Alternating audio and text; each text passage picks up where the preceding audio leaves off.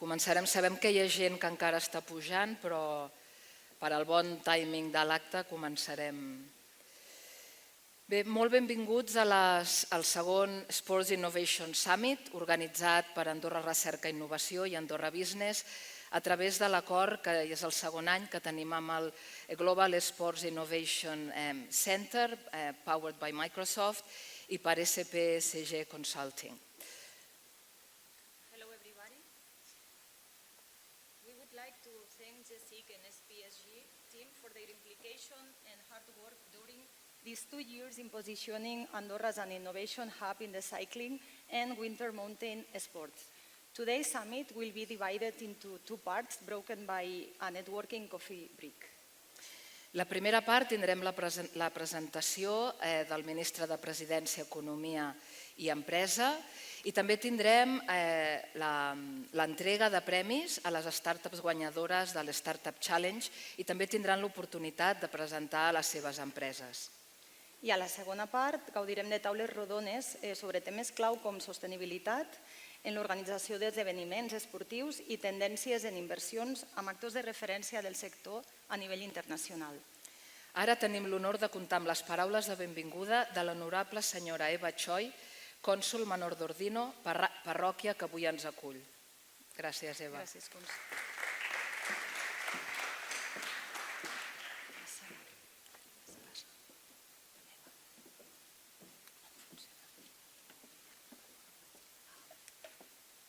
Gràcies, Judit.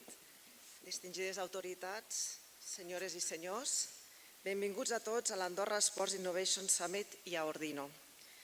En primer lloc, vull expressar l'agraïment del Comú d'Ordino pel fet que els organitzadors, Andorra Business, Andorra Research Innovation i el Global Sports Innovation Center hagin escollit novament aquesta parròquia per desenvolupar-hi la segona edició d'aquest important esdeveniment dedicat a l'esport i a la innovació. És un plaer per a mi donar la benvinguda a tots els participants, així com als moderadors i ponents de referència nacionals i internacionals que avui ens acompanyen, i a tots els participants de l'Andorra Startup Challenge 2022. Si em permeteu, aprofitaré aquesta ocasió per fer-vos una pinzellada de la gran vinculació d'Ordino amb l'esport en general i especialment amb l'esport de muntanya i el ciclisme. A Ordino ens caracteritzem pel nostre afany de fer prevaldre el respecte al medi ambient i treballem en el desenvolupament d'accions encaminades a la preservació i a la potenciació dels espais naturals per assegurar un creixement sostenible, una millor qualitat de vida als habitants i per conservar aquest atractiu natural del país tan valorat pels nostres turistes. Com a conseqüència d'aquest respecte pel medi ambient, la parròquia d'Ordino va ser declarada el 2021 Reserva de la Biosfera per part de la UNESCO. I dia a dia continuem treballant per ser mereixedors d'aquesta distinció que tant ens enorgulleix. A Ordino, a més del seu paisatge natural molt valorat i apreciat pels esportistes de disciplines diverses, muntanyisme, escalada, ciclisme, disposem de l'estació d'esquí Ordino Arcalís i comptem amb molts metres quadrats dedicats a instal·lacions esportives, amb un centre esportiu renovat i ampliat recentment i el centre de tecnificació d'Andorra. També convé destacar que des del Comú d'Ordino, conjuntament amb l'Andorra Research Innovation, hem posat en funcionament la Casa de la Muntanya, amb l'anhel que esdevingui un centre de referència per la promoció i la difusió de les activitats de turisme i les activitats esportives de tot el Principat, i amb l'objectiu d'unir en una mateixa seu les vessants esportives i turístiques dels esports de muntanya i promoure la innovació en el sector de la muntanya. Amb tot això, constatem un interès creixent dels ciutadans pel paisatge, pel medi ambient i per la biodiversitat i així es tradueix en un augment d'afluència de públic, tant turistes que gaudeixen dels nostres paratges com esportistes que trien les nostres muntanyes com a lloc d'entrenament. També, a la nostra parròquia ens sentim molt orgullosos del fet que proves i esdeveniments esportius de relleu internacional s'hagin desenvolupat a Ordino, sigui com a seu o sigui com a etapa. El Tour de França, l'Andorra Trail, el Freeride World Tour en són alguns exemples.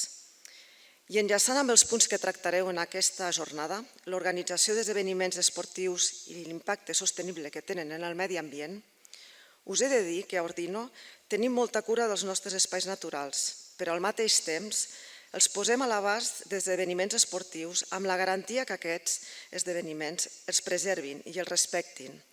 I no dubtem en posar tots els mitjans necessaris per amalgamar la natura i l'esport i fer-los compatibles i sostenibles.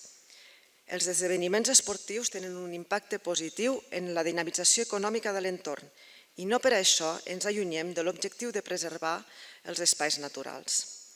Per concloure aquestes paraules, només em queda desitjar-vos que les reflexions i les conclusions a què arribeu avui en el marc de l'Andorra Sports Innovation Summit contribueixin positivament en la innovació i en la transformació digital dels esports d'hivern, de muntanya i del ciclisme. Així mateix, us desitjo a tots els participants de la jornada que gaudiu d'aquest esdeveniment i us convido, si no ho heu fet encara, a descobrir el nostre país i molt especialment Ordino i els seus entorns. Moltes gràcies.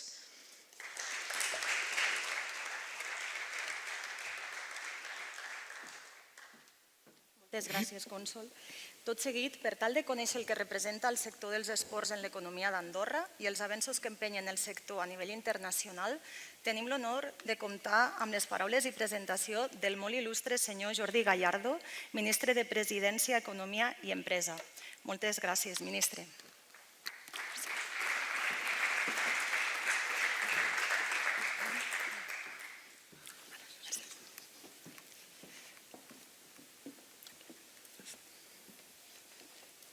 Bon dia a tothom, benvinguts, good morning, welcome everybody, buenos días y bienvenidos.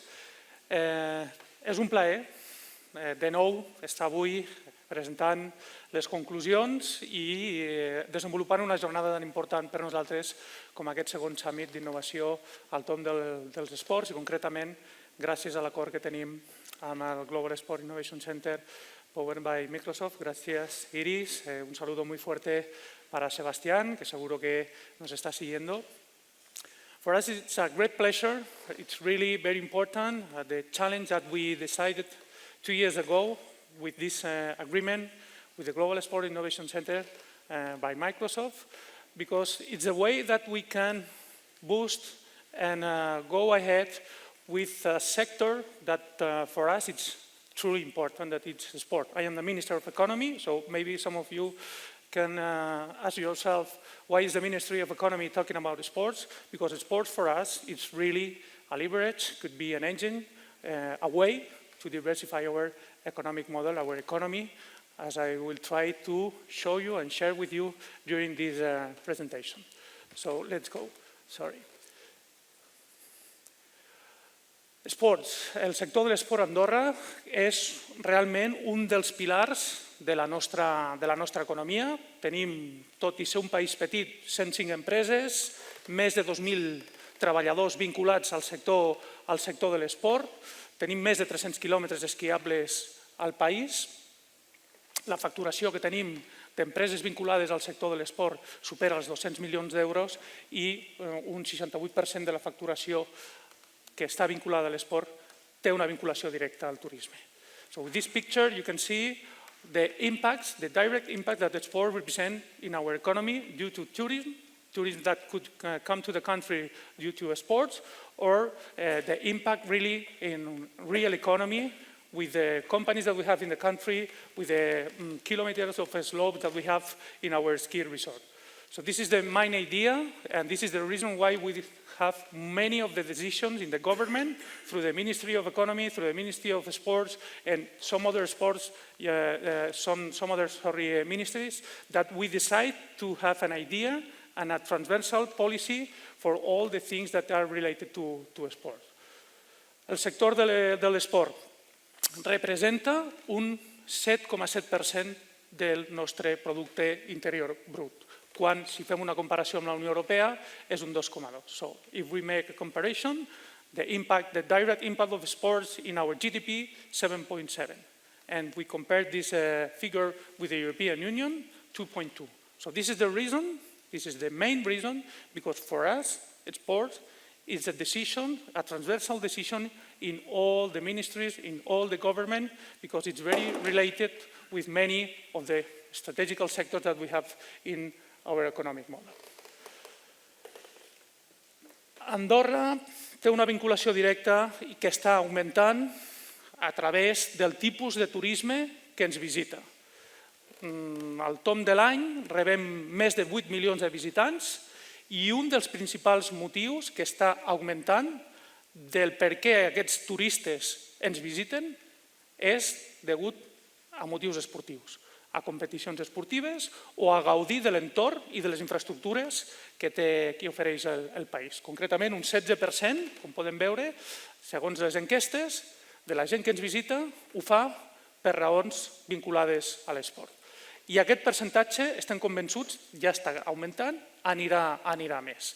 Per tant, insisteixo amb el que intento explicar des del principi, no es tracta només de la pràctica de l'esport a nivell competitiu, no es tracta només de la pràctica de l'esport a nivell dels beneficis que pot tenir a nivell de la salut, sinó es tracta també i sobretot de l'impacte que pot tenir a nivell econòmic, de la indústria que hi ha darrere de l'esport, dels bons hàbits, evidentment, i de tota la innovació que se'n pot desenvolupar gràcies a les demandes del mercat, del client, del consumidor, que cada vegada van en augment, són més exigents i es creen noves necessitats que estem convençuts que també vinculades a l'esport es poden solucionar. So more than 8 million people visit Andorra every year and close to 60% of them come to the country due to sports reason. They want to come to the country because we have a competition, or because they want to train themselves, or because they want to go to ski, or because they want to prepare some challenge that they have in mind. And this is an environment in which they can prepare very well with good conditions, good climate, good weather, peaceful place. So they have enough assets in the country that can help them to prepare or to practice some of the disciplines that they would like.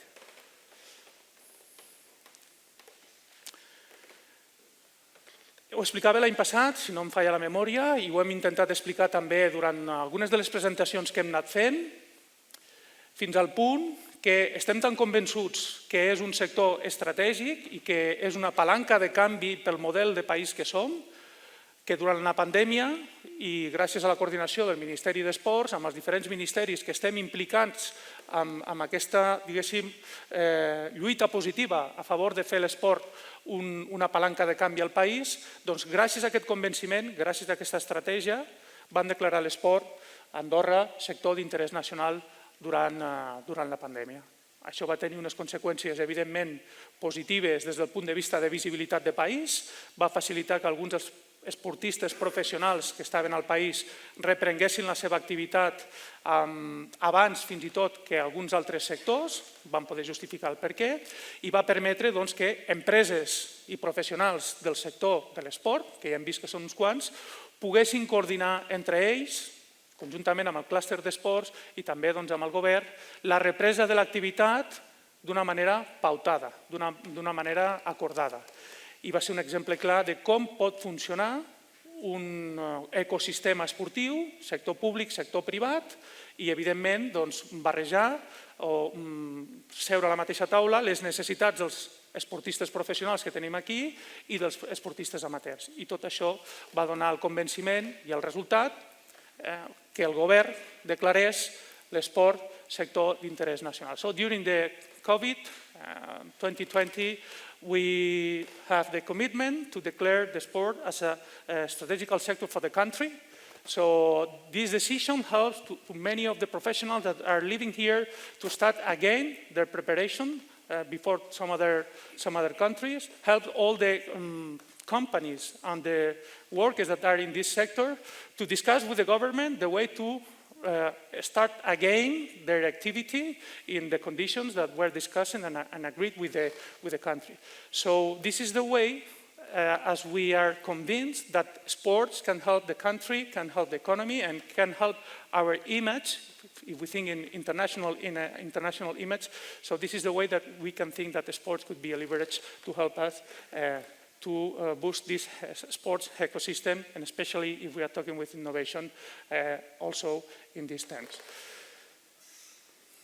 Tenim infraestructures, tenim un entorn de muntanyes, de natura, de carreteres pel ciclisme, de camins per les muntanyes per practicar curses de trail. Evidentment tenim competicions que parlarem després a nivell internacional. Per tant, Andorra ho ha vingut fent sempre, però m'atreviria a dir que en els últims anys s'està especialitzant i està demostrant a nivell internacional la seva gran capacitat per realitzar i dur a terme grans esdeveniments esportius. Andorra durant el 2022 ha tingut un impacte directe a la seva economia a partir de l'organització i les diferents proves que s'han dut al país de més de 15 milions d'euros amb una arribada vinculada només per a aquestes activitats i grans competicions de més de 80.000 visitants. Per posar-ho en escala, vivim a Andorra 80.000 persones, molta gent ens ha visitat, 80.000, pràcticament la mateixa població ens ha visitat només per motius esportius. Aquí és on hi ha una de les principals explicacions, sobretot perquè bona part dels resultats, les valoracions que fa el públic, un cop s'han fet, i dels esportistes, evidentment, un cop s'han fet aquestes proves esportives, tenen un grau de satisfacció molt elevat. Alguns d'ells fins i tot repeteixen. So, during 2020, to have a figure, in average, all the competitions that were celebrated in the country bring to the country more than 80,000 people. We are living 80,000 people, and more than 80,000 people come to the country, visit us due to sports competitions. And the impact, the economic impact due to these competitions in the country is estimated with more than 15 million euros. So again, this could be a leverage, an engine for us, for this economy.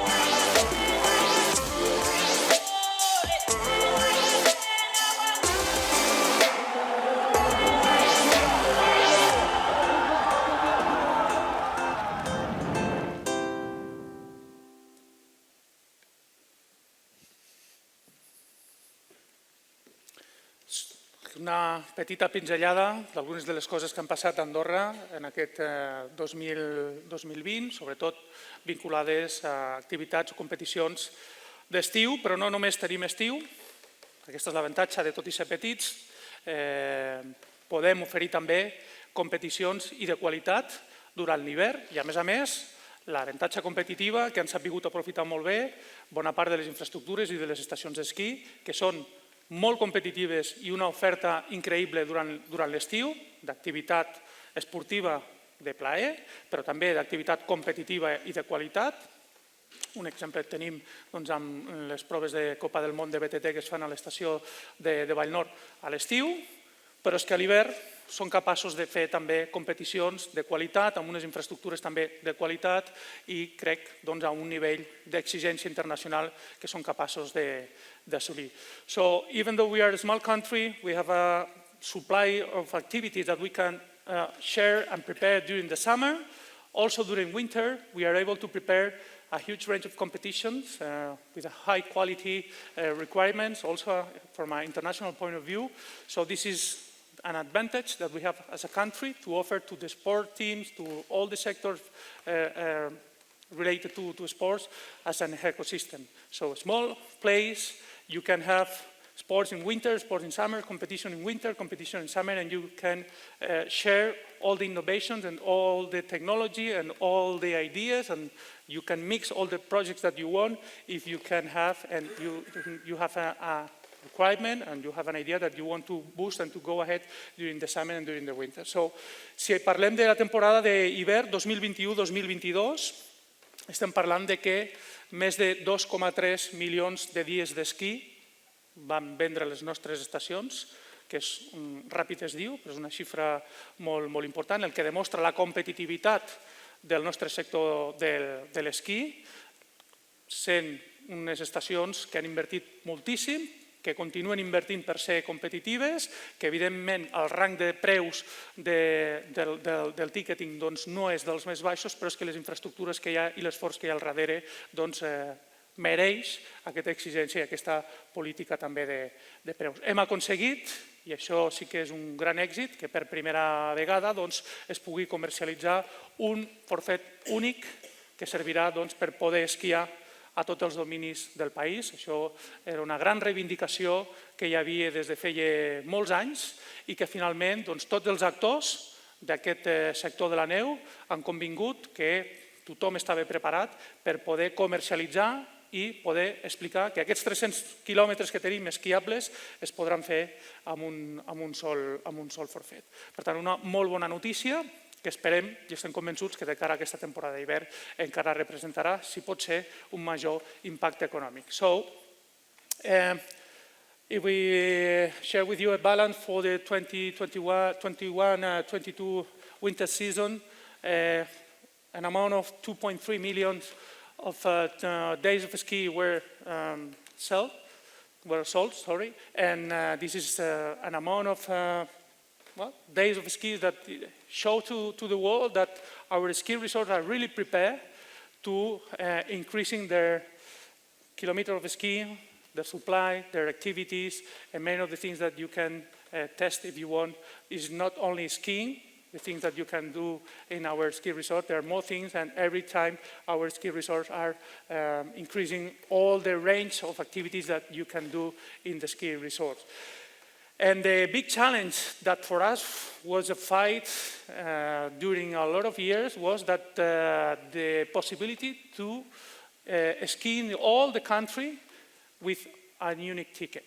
And this is an agreement that finally has arrived this year. So for this next season, people that want to come to the country can use these 300 kilometers of slopes only with a ticket. So this is idea. This is a challenge that was in mind for the private sector and also especially for the public sector, because we are convinced that this idea, this agreement, can help us to position it as a country very competitive in this winter sector.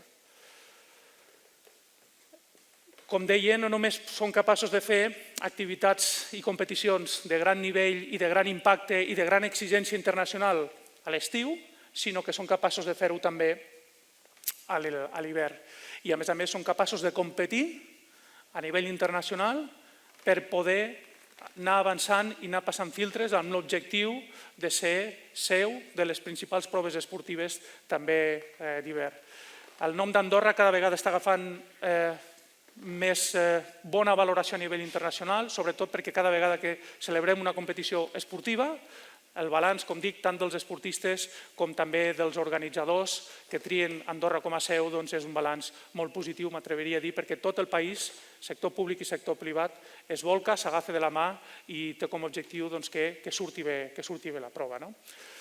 Campionats d'esquí alpí de muntanya a Andorra del 2022 van deixar una molt bona sensació.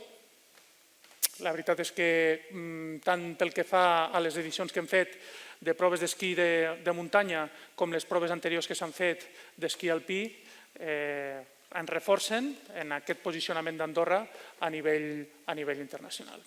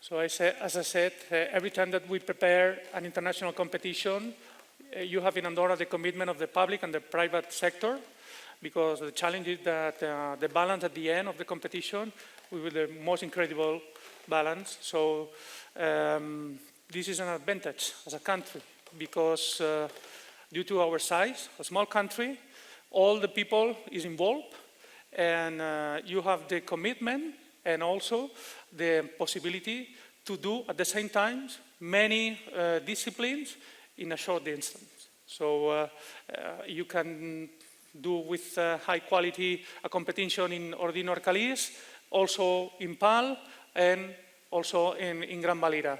And the distance, even though we have rush hour, due to the many people that is living here, once we are preparing and living a competition, the possibility to use this short distance, it's an advantage also, and of course, due to the infrastructure that we have in the country.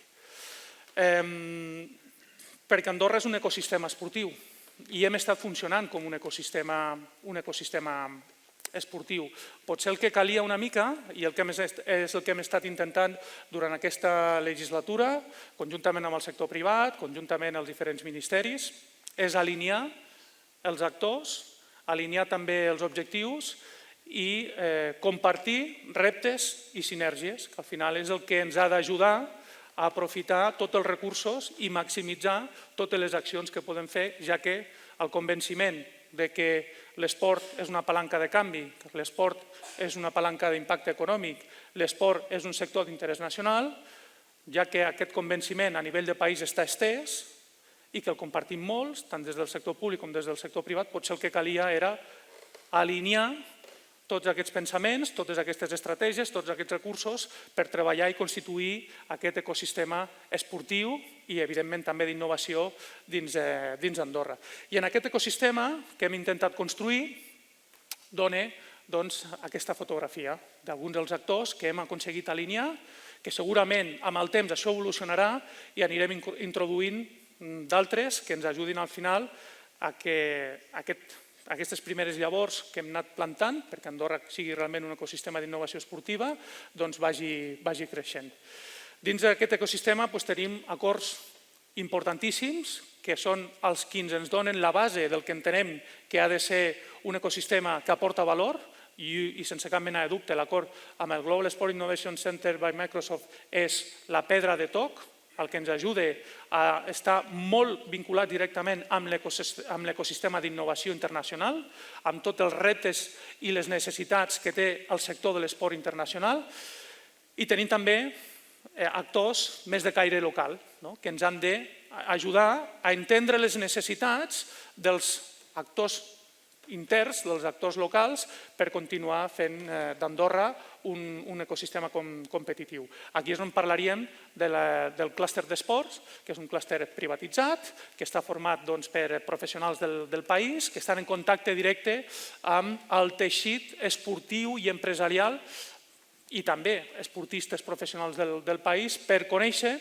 les seves necessitats, les seves demandes, les seves idees de projecte i poder-ho alinear conjuntament amb el sector públic. Dins d'aquest ecosistema tenim també la Casa de la Muntanya com a lloc, diguéssim, de referència aquí a Ordino i lloc de trobada on volem que els actors d'aquest ecosistema es puguin trobar, i el que busquem, a la part de sota, com veuen a l'slide, a la diapositiva, és vincular tot aquest actors, podríem dir, més grans amb aquells actors més vinculats amb el que és l'emprenedoria i la innovació. Les startups que estan constituïdes al país, les xarxes d'innovació internacional, la indústria com a tal, la que tenim al país o la que pot arribar al país, i sobretot vincular-ho a projectes de recerca i desenvolupament, perquè al final aquest ecosistema no es tracta només de fer proves esportives, no es tracta només de declarar l'esport sector d'interès nacional, sinó es tracta d'aportar valor, de trobar solucions i, com parlàvem abans en una conversa prèvia amb l'Iris, que aquestes solucions i aquesta innovació al final tinguin un retorn econòmic. perquè si no hi ha retorn econòmic amb algunes de les solucions podem tenir la millor idea possible, la millor solució possible, però serà difícil atreure palanca d'inversió i comercialitzar. Per tant, aquest cercle és el que intentem tancar amb aquest ecosistema de país, d'innovació esportiva que estem construint, no sols, evidentment, perquè això no es pot fer sols, i d'aquí la necessitat de tenir aquests acords amb alguns dels partners. So this ecosystem, in terms of innovation, is based, especially with this agreement that we have with the Global Sport Innovation Center by Microsoft. We have also the Andorran Sport Cluster, that is a private cluster in which there are represented all the professional athletes, all the companies that we have in the country, and due to this cluster, we have the direct conversation, direct dialogue that we have with the public and the private sector in order to know the challenges, the needs that they have. It is a way to make decisions, public decisions, in a right decision.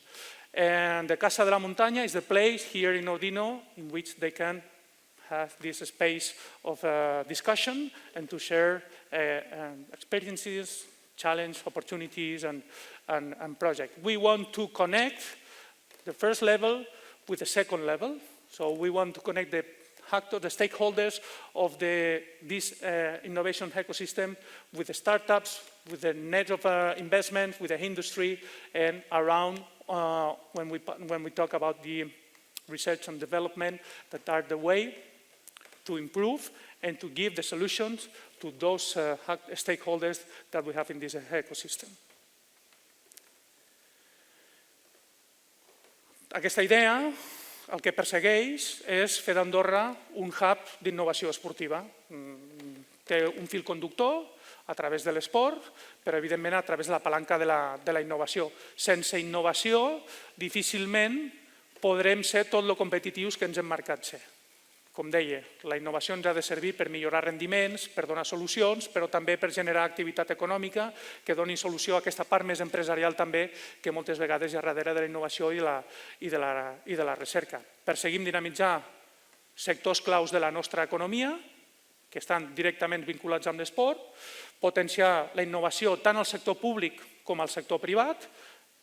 Repeteixo, per exemple, el diàleg que tenim amb el clúster d'esport ens serveix per connectar un ecosistema privat que pot ser d'unes necessitats a priori diferents de les que pot tenir el sector públic, però que un cop estem assentats a la taula ens adonem que no són tan diferents, i que realment l'objectiu al final és el mateix i per tant val la pena i millorem si hi ha aquesta discussió i aquest alineament de les decisions i de les estratègies.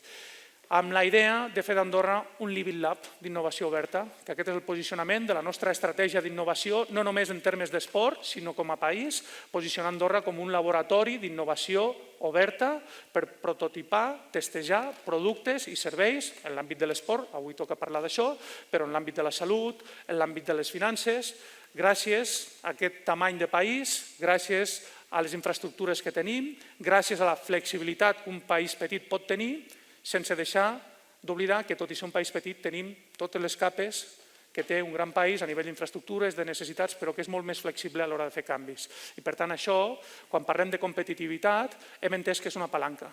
Fins ara potser quan competíem un país petit amb grans països, això ens representava sovint una pèrdua de competitivitat. El canvi de paradigma és que el ser petits ens permet ser molt més àgils i molt més competitius. Per tant, volem utilitzar aquesta idea, que fins ara potser era una desavantatge, amb una palanca de competitivitat que és el poder ser un Living Lab per poder testejar, provar productes, madurar-los en un mercat petit, com pot ser el nostre, i en un entorn petit, abans de llançar-los a les grans economies. So the idea is to boost Andorra as a living lab of open innovation due to the size that up to date we were wrong convinced that it wasn't a competition, it wasn't a way to compete because we were small, but we changed this idea, this image, and we realized that being small, we can be flexible. Being small, we can be very close to the private sector. Being small, we can introduce and implement very quickly all the change and all the needs that the market asks, and maybe the outlet needs also. So we changed this idea, we changed our strategy, and we try to use this strategy to become a living lab of open innovation as a way to position the innovation in the country. So we try to connect private and public sector, local and international companies in order to boost and to increase all the impacts in our economy, especially in those sectors in which we are focused, and also to increase the way to bring innovation to the country, to share innovation to the country, because it's the way to add value, that this is the way that we understand the innovation strategy in the country. La Casa de la Muntanya, que és el punt neuràlgic del que és el Living Lab, el lloc on volem que es trobin tant els emprenedors, les startups vinculades a l'esport, en aquest cas, amb l'ecosistema, i que és un lloc d'innovació obert i accessible per tothom. Un ecosistema que el que busca és aprofitar les sinergies, un ecosistema que el que busca és fomentar i atreure talent, i un ecosistema que el que està és en permanent canvi, perquè el que pretén és ampliar aquesta xarxa de connexió amb partners internacionals que permetin aportar valor al país i que Andorra també els hi aporti valor, perquè això es tracta d'una relació bidireccional, no pot ser que només Andorra en surti beneficiada, sinó que també els nostres partners vegin l'interès i les possibilitats d'impulsar o dur a terme projectes a Andorra. D'aquí que treballem per ampliar aquesta xarxa internacional de col·laboradors i intentem formar part del que seria la xarxa europea de Living Labs, en el qual un cop presentem la nostra estratègia d'innovació, que serà cap al mes que ve, esperem poder ja fer un pas decidit i definitiu cap a poder ser reconegut com un Living Lab. So this strategy, this idea to become a Living Lab is with the main challenge to use the synergies that we can share with our partners to increase our international net connectivity with many of the partners that we are in touch. And the idea is to bring value, to add value to those international partners, and of course that these partners realize that Andorra could be a place in which they can develop many projects and synergies in order to increase all the projects that they have in mind. It's not only about technology, it's not only about innovation, it's also about innovation in terms of social innovation also many times, because we can talk about only sports, competitivity, economic impact. We need to talk about also sustainability, social commitment. So in this strategy of Living Lab, we are trying to connect society, private sector, international stakeholders to use Andorra as a special Living Lab for many of the sectors that we have in mind. And if we talk about sports, of course, due to all the reasons that I have shared with you. Per aquest motiu, insisteixo, ho he dit des del principi i no em cansaré de dir-ho, contentíssims de reeditar la col·laboració amb el GSIC, una col·laboració que ens aporta valor, que ens aporta innovació, que ens aporta talent i que ens permet estar connectat a aquesta xarxa internacional per impulsar projectes innovadors en els sectors amb els quals el GSIC va convenir que Andorra li podia aportar valor també, els esports vinculats a l'hivern, els esports de muntanya, i el ciclisme, òbviament, com un esport també que està agafant moltíssima força, no només pel gran nombre de practicants que tenim al país, sinó també pel gran nombre d'atletes professionals, ciclistes professionals que tenim a Andorra. Gràcies a aquest conveni, avui arribem a la fase final del que seria tota la feina que s'ha fet durant aquest any, que és l'Startup Challenge International, on es fa una crida internacional, on es presenta una sèrie de reptes, on es presenten emprenedors que volen proposar solucions, algunes de les necessitats que el mercat o que les empreses del sector de l'esport demanen, amb un programa de qualitat de mentoria, amb conferències vinculades a l'esport, a les darreres tendències, a les darreres necessitats, i també amb informes de qualitat que fan balanç de com està evolucionant les diferents indústries i els diferents sectors i les diferents necessitats dins del sector de l'esport, vinculat molt a la innovació. So again, thank you to this agreement with the Global Sport Innovation Center that bring us the needs that we have in terms of innovation, the connectivity in terms of international connectivity with many of the partners, with this Startup Challenge that we launched many months ago, that today we are going to show the results, quality results in terms of entrepreneurship. All the programs and all the mentoring programs that we have during this year that helps all the entrepreneurs and people and companies that want to find a solution or give a solution to the market. They can use this mentoring program that we can offer due to this agreement. Also, many of the speeches and conferences that we can use and take part of it during the year. And again, last but not least, the reports, the end reports that due to this agreement, with the knowledge of the GSIC, we have in those disciplines in which we are focused in order to analyze the trends, the needs, and the challenges that this industry and these sectors can have. L'altre partner que tenim local, parlàvem de l'internacional, que era el GSIC, partner local, l'Andorra Sports Cluster, com explicava, és un actor clau per nosaltres per tenir aquest diàleg amb el sector privat. 48 socis, es va crear l'any 2018, és una iniciativa público-privada, l'Estat ajuda en el que és el finançament d'aquest clúster, però el que és el funcionament, l'organització, funciona de manera autònoma, és el sector privat amb els seus representants que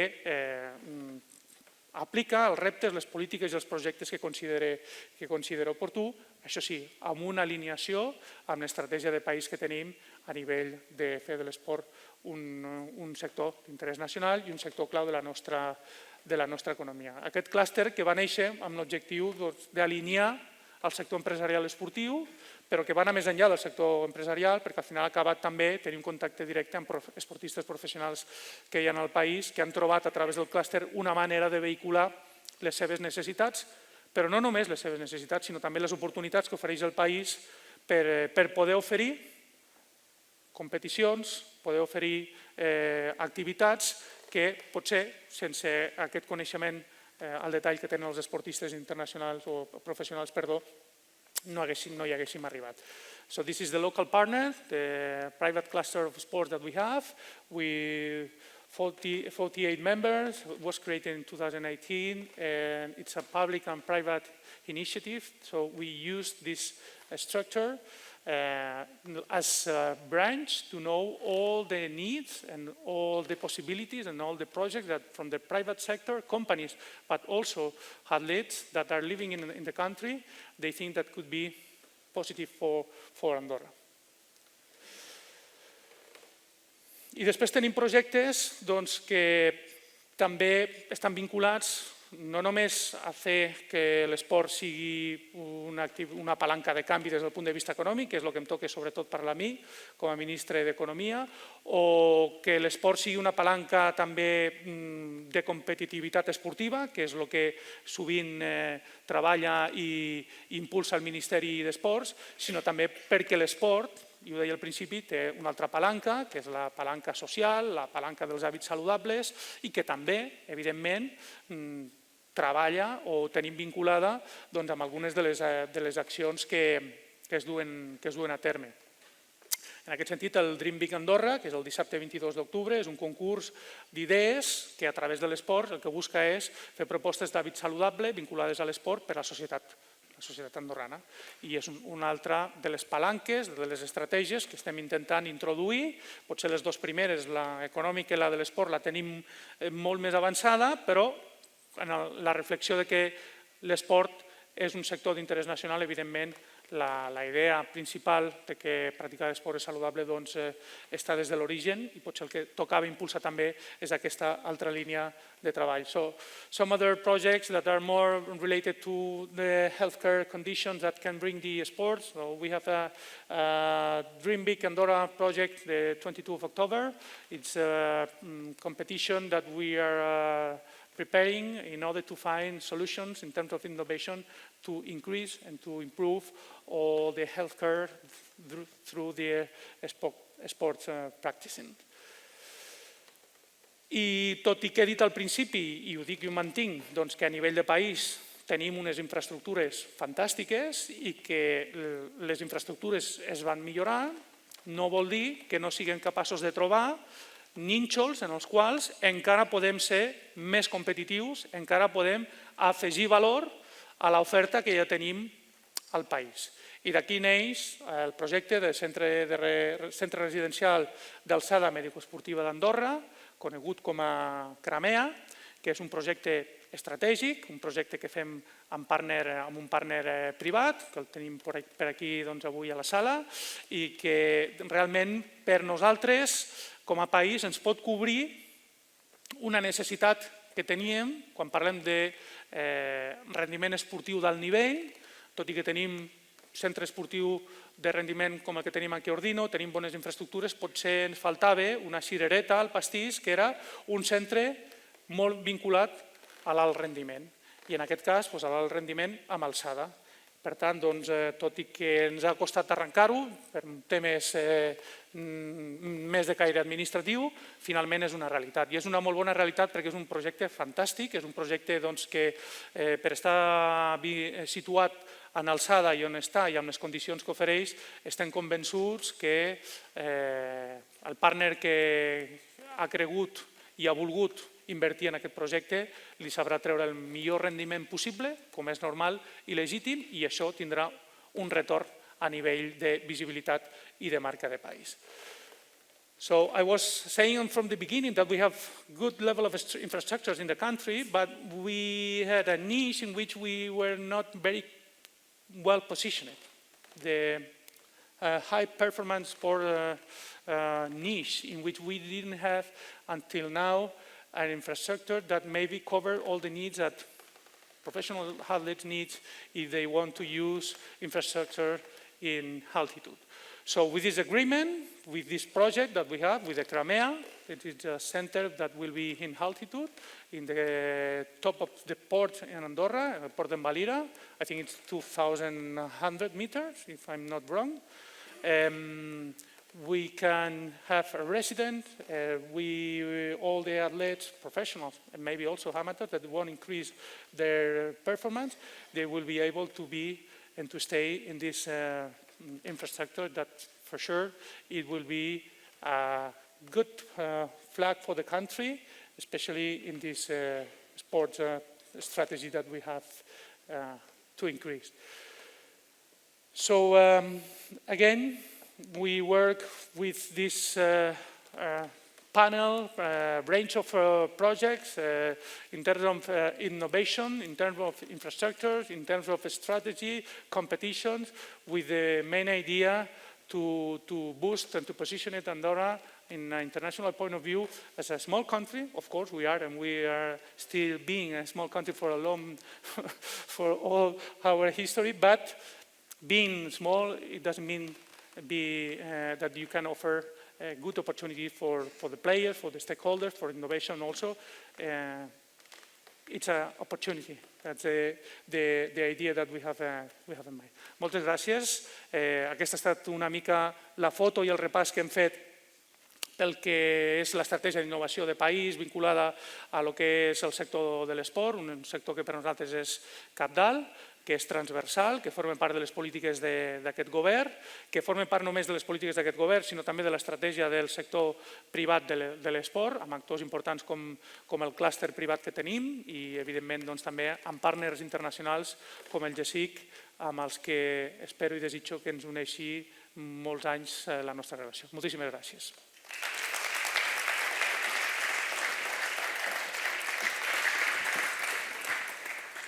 Gracias, ministro. Ahora me gustaría invitar a Iris Córdoba, directora general del Global Sports Innovation Center powered by Microsoft, que nos hará unas breves palabras antes de pasar al Startup Challenge. Gracias, Iris. Good morning, buenos días. For us, we are very happy to finally, for me, being here in Andorra, because the last year I'm currently living in Singapore. I don't know, you prefer, I think in English is better because as you prefer. Okay, no problem. And today, the renewal of the agreement with Andorra for us is the opportunity to continue the work that we started 2 years before. We are not only alone. The special thanks for Carlos Cantó, who is helping Andorra Business, Andorra Research at the GSIC in this partnership. And you know, the GSIC, in the end, we are a non-profit organization promoted by Microsoft Sport Team in 2015, with the idea to promote the digital transformation in the sport. But sport is tourism, sport is health, sport is entertainment, sport is security. No? Sport today is a metaverse, sport is e-sport, and have sense for us, this partnership, because in the end, Andorra for us is the place to promote the open innovation activities, to invite startups who are working in winter sport, in mountain sport, in cycling, to create synergy with the local stakeholders and to test the solution. No? This is why we running 2 startup competition with the idea to fix the problem statement that Andorra has in the sport, or the opportunity to develop solutions here, with the idea to help in create this local sport tech ecosystem that the minister talked about, the possibility to promote Andorra like a hub. And with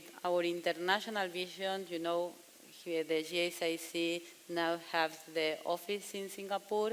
We try to create bridge between Asia, Europe, Latin America, the US, and we believe Andorra can be a reference in winter and cycling and mountain sport. And this is why create open innovation program, white papers, report, these kind of activities that today is the way to go together for this objective. And again, this is possible because all of you are here. Today we have guests from Portugal, from Italy, from Finland, from Spain, from France, and we are very proud about in the second edition these activities is real international activity, and I hope and show the rest of the session or the rest of the conference. And again, very happy to be here today. Thank you very much, Iris. And actually, these agreements are proving to be very successful to Andorra, and shortly we hope to have also some successful stories that we'll disclose when it's the time. As Iris mentioned, one of the jewels of the crown of this agreement was this international startups competition, a startup challenge. From Andorra, we involved the Andorra Sports Cluster to define which were the challenges of the sector. And with those challenges, we threw them through the GSIC to the world. Last year, we had 68 startups participating from 18 countries, so it was very successful. And this year, Vanessa will explain. Yes, thank you. This year, we had more than 50 startups presenting their solutions from 19 different countries, and the jury, represented by important stakeholders of the sector, analyzed and selected 2 finalists, a winner, and gave a special mention. So today we are very happy to be able to count with these startups in Andorra and to give them the award in person, and they will have the opportunity to present their company and their projects to you. Please, first of all, see a short video about the Startup Challenge before the award ceremony. Thank you very much. Pasemos.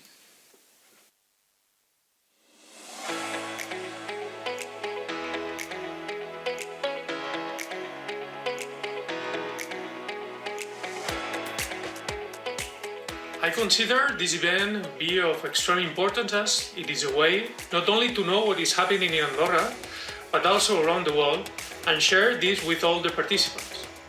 The event, which is a part of a global agreement between the Global Sport Innovation Center by Microsoft and their Principality, to position the country as an international benchmark in the sports and innovation industry, will include representatives from international entities in the sector, as well as relevant local players. The objective of this second edition was identify the most promising technology solution that can help to improve the experience and loyalty of the user in order to deseasonalize Andorra sport and tourism offers. Since 2020, Andorra Business and Andorra Research and Innovation are leading the Andorra Sport Innovation Hub, which is focused on winter and mountain sports as well as cycling.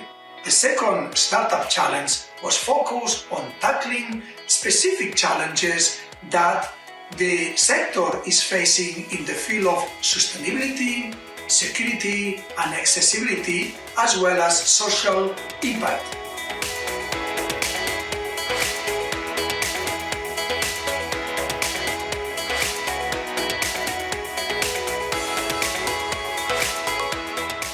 Hi everyone, I am Marc Millet, I'm co-founder of Evix. We won the last Andorra Startup Challenge with our project, a cervical airbag system that is integrated into cyclist helmets. We are so grateful to GSIC and Andorra Business for this recognition, for this opportunity, and for all the help that we have.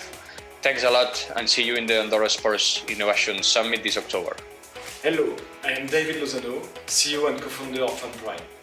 We commend Grand Valira, a loyalty solution where the Andorra lovers community will be able to showcase their fandom to the brand and share it with their own community. At Prime, we believe in the power of brand loyalty programs that will foster your brand awareness. Thank you. Thanks to the Government of Andorra for your confidence in the GSIC in the second edition of the Andorra Startup Competition, and thank you also for the participants from 19 countries who shared their solution and innovation with us, and congratulations to the winners.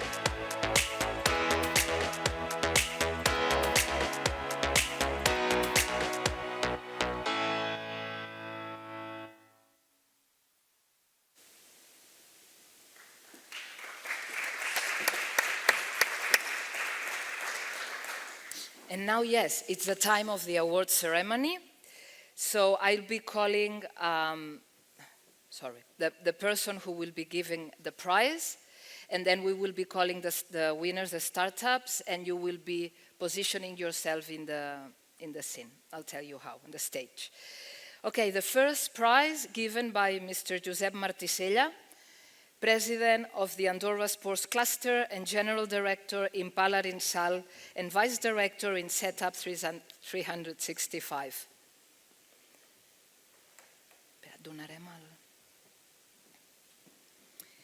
He's giving a special mention of the Startup Challenge to Log Mill, and it's represented by his CEO, Mr. Eric Verdaguer.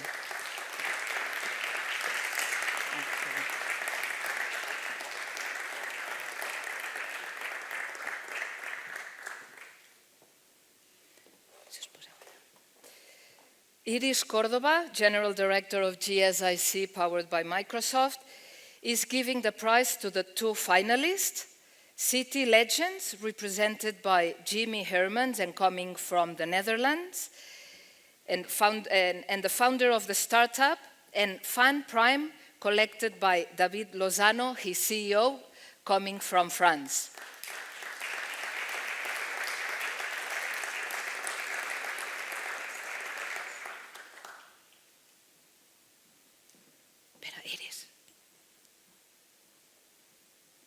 She's giving two prizes. She's coming from really far away, so she has the right to give two prizes.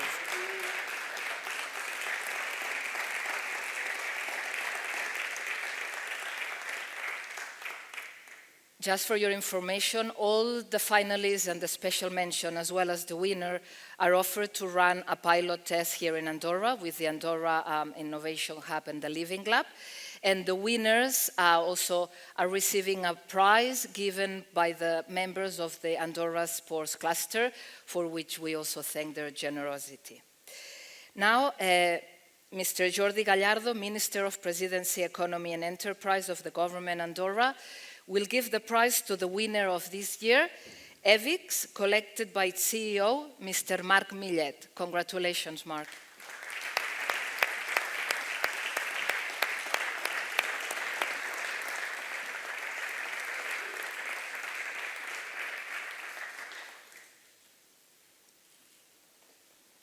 Now, if you're all okay, a picture will be taken, a family picture of all the winners.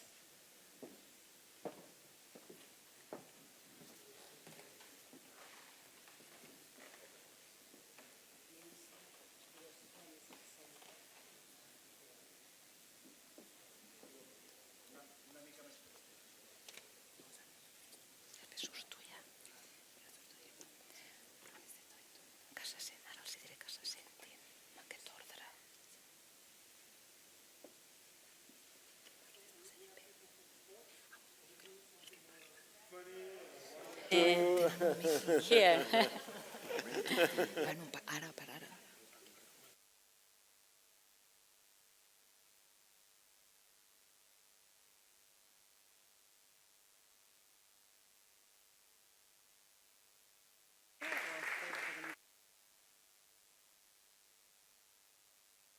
Sorry, you're not going. To give us a small pitch of their company, so you'll be called and given a microphone for that. To hear all the pitches, and so you are going to have 4 minutes. We will make you a signal when you will be 2 minutes left. And first of all, we are going to welcome Eric Verdaguer, CEO of Lockmill. Please, Eric, the floor is yours. Thank you. I control the time, so I will tell you. Yeah, you need the slides. Tenim el... No. Yes, okay. Yes, that's the one. It's okay, perfect, thanks. So, thanks. Does it work? Yeah. 4 minutes. It was 3. Actually, sorry, but I just saw that it was in 3 minutes instead of 4. Okay. Just Vanessa, let me know. Yeah? Yes. Okay. It didn't work? Okay. I see that we have integrated our software and artificial... Can you just go back first? Yeah.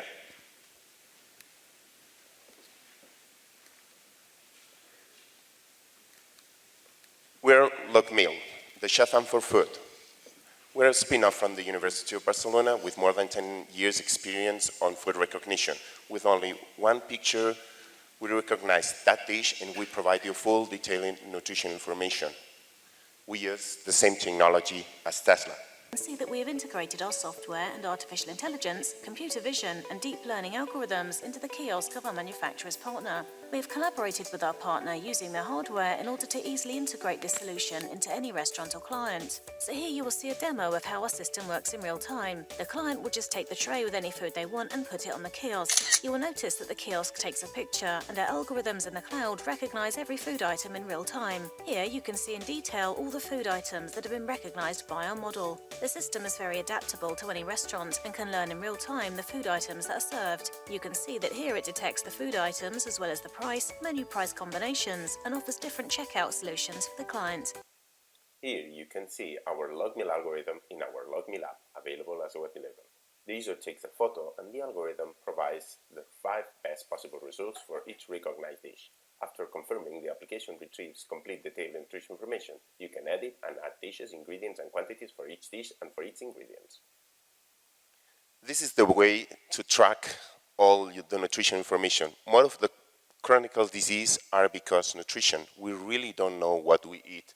We just provide the full detailed nutrition information. This is a project on a health sector with renal transplant people using 2 different tests, our Lockmill solution and the 24-hour urine test solution. The results were almost exactly the same. We are a software as a service company. We provide services all around these places, and we have an API that could be embedded on any kind of digital software. Also, we provide a kiosk that you already seen, and you have our solution on an app, so you could go to the Apple Store or Google Play Store and download it for free and start using today. It's for free. We have all these solutions, obviously, for a nutritionist as well, because the information is provided objectively, in real time, and everything calculated. We are 100% cloud connected software. So that means everything is on the cloud. We just take a picture today, and my nutritionist that it's in Singapore could manage and track me and let me know what we're doing. This is a full balanced team. We have full Professor Petia Radeva from the Department of, from the University of Barcelona and head of the Department of Computer Vision and AI. Also an advisor from the Spain government. Marc Bolaños, PhD in food recognition, and myself. And these are the clients that right now are using on the health sector, on the sports sector, using our technology. Thank you for your time.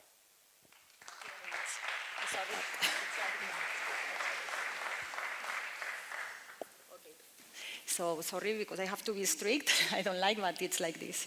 Now it's your turn. Jimmy Hermans, fundador de City Legends. Please, the floor is yours. And thank you. Yours. And time goes on. Yes. Hello everyone. I'm Jamie, co-founder and CEO of City Legends, an urban sports and community platform and an agency where we help already over 30 cities, 5 governments, 15 brands, and more than 50,000 youthful users for more than free spirits. And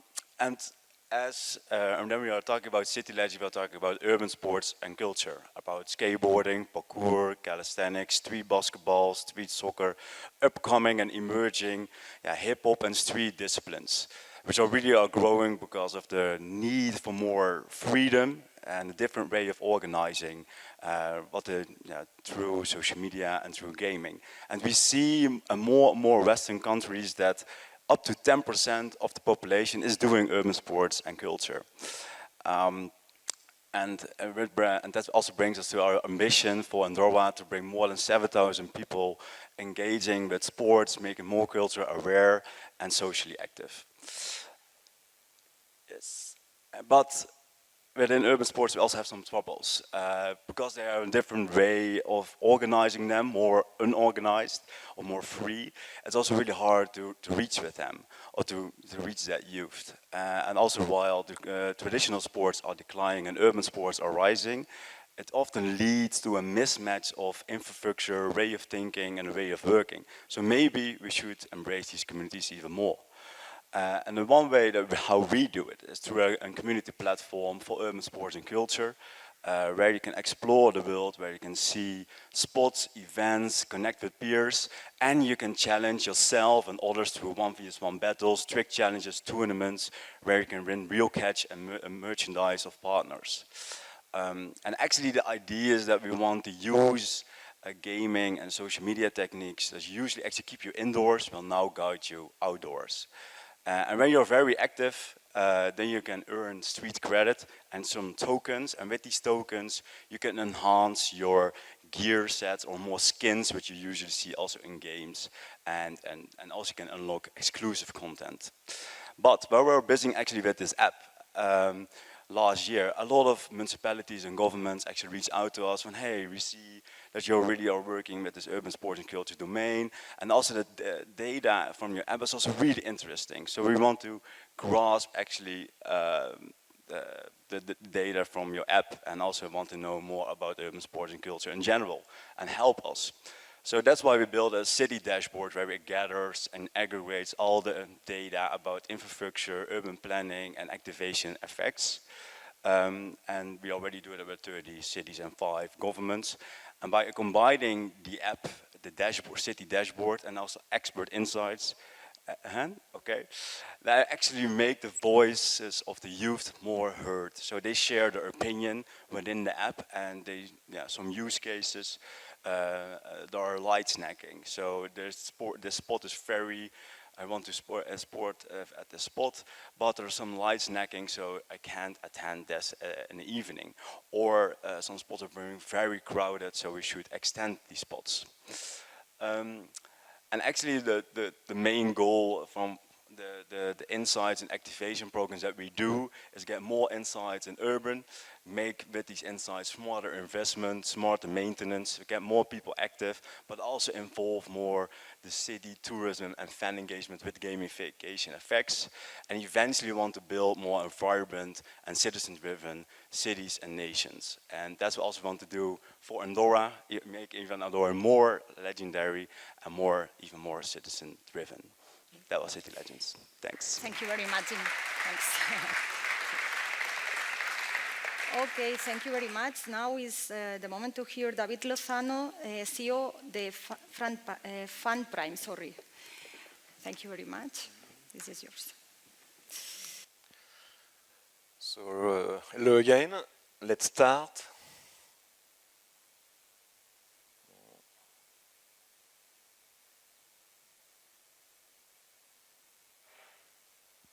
So Fun Prime is a fan loyalty platform that helps brands to connect with their community.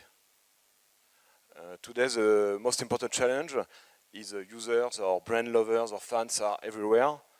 They are in multiple social media platforms and as well streaming platforms. They are on the web one, on your e-commerce platform or your applications, and as well they use now Web3 products that connects. They have different wallets to connect to your Web3 product offer. The fact that the fans are everywhere, or the brand lovers, it creates a problem for the brand because they have difficulties to identify who they are, where they are, which type of product they use to engage with the brand. And the second problem, as an end user, as a fans, we are not recognized when we engage digitally with a brand. We are only recognized when we are a client. But we are more than a client. We engage on network and on Web3 products, and we want to be recognized for our well engagement as an end user. What type of solution do we provide to solve this type of problem? We provide a loyalty platform that connects the dots, that is both connected to Web2 platforms, social media and streaming platforms, and as well different type of blockchains. The goal is to enable brand lovers to be recognized as a pure fan and then to be able to showcase their fandom to the community. Here a quick example how it works.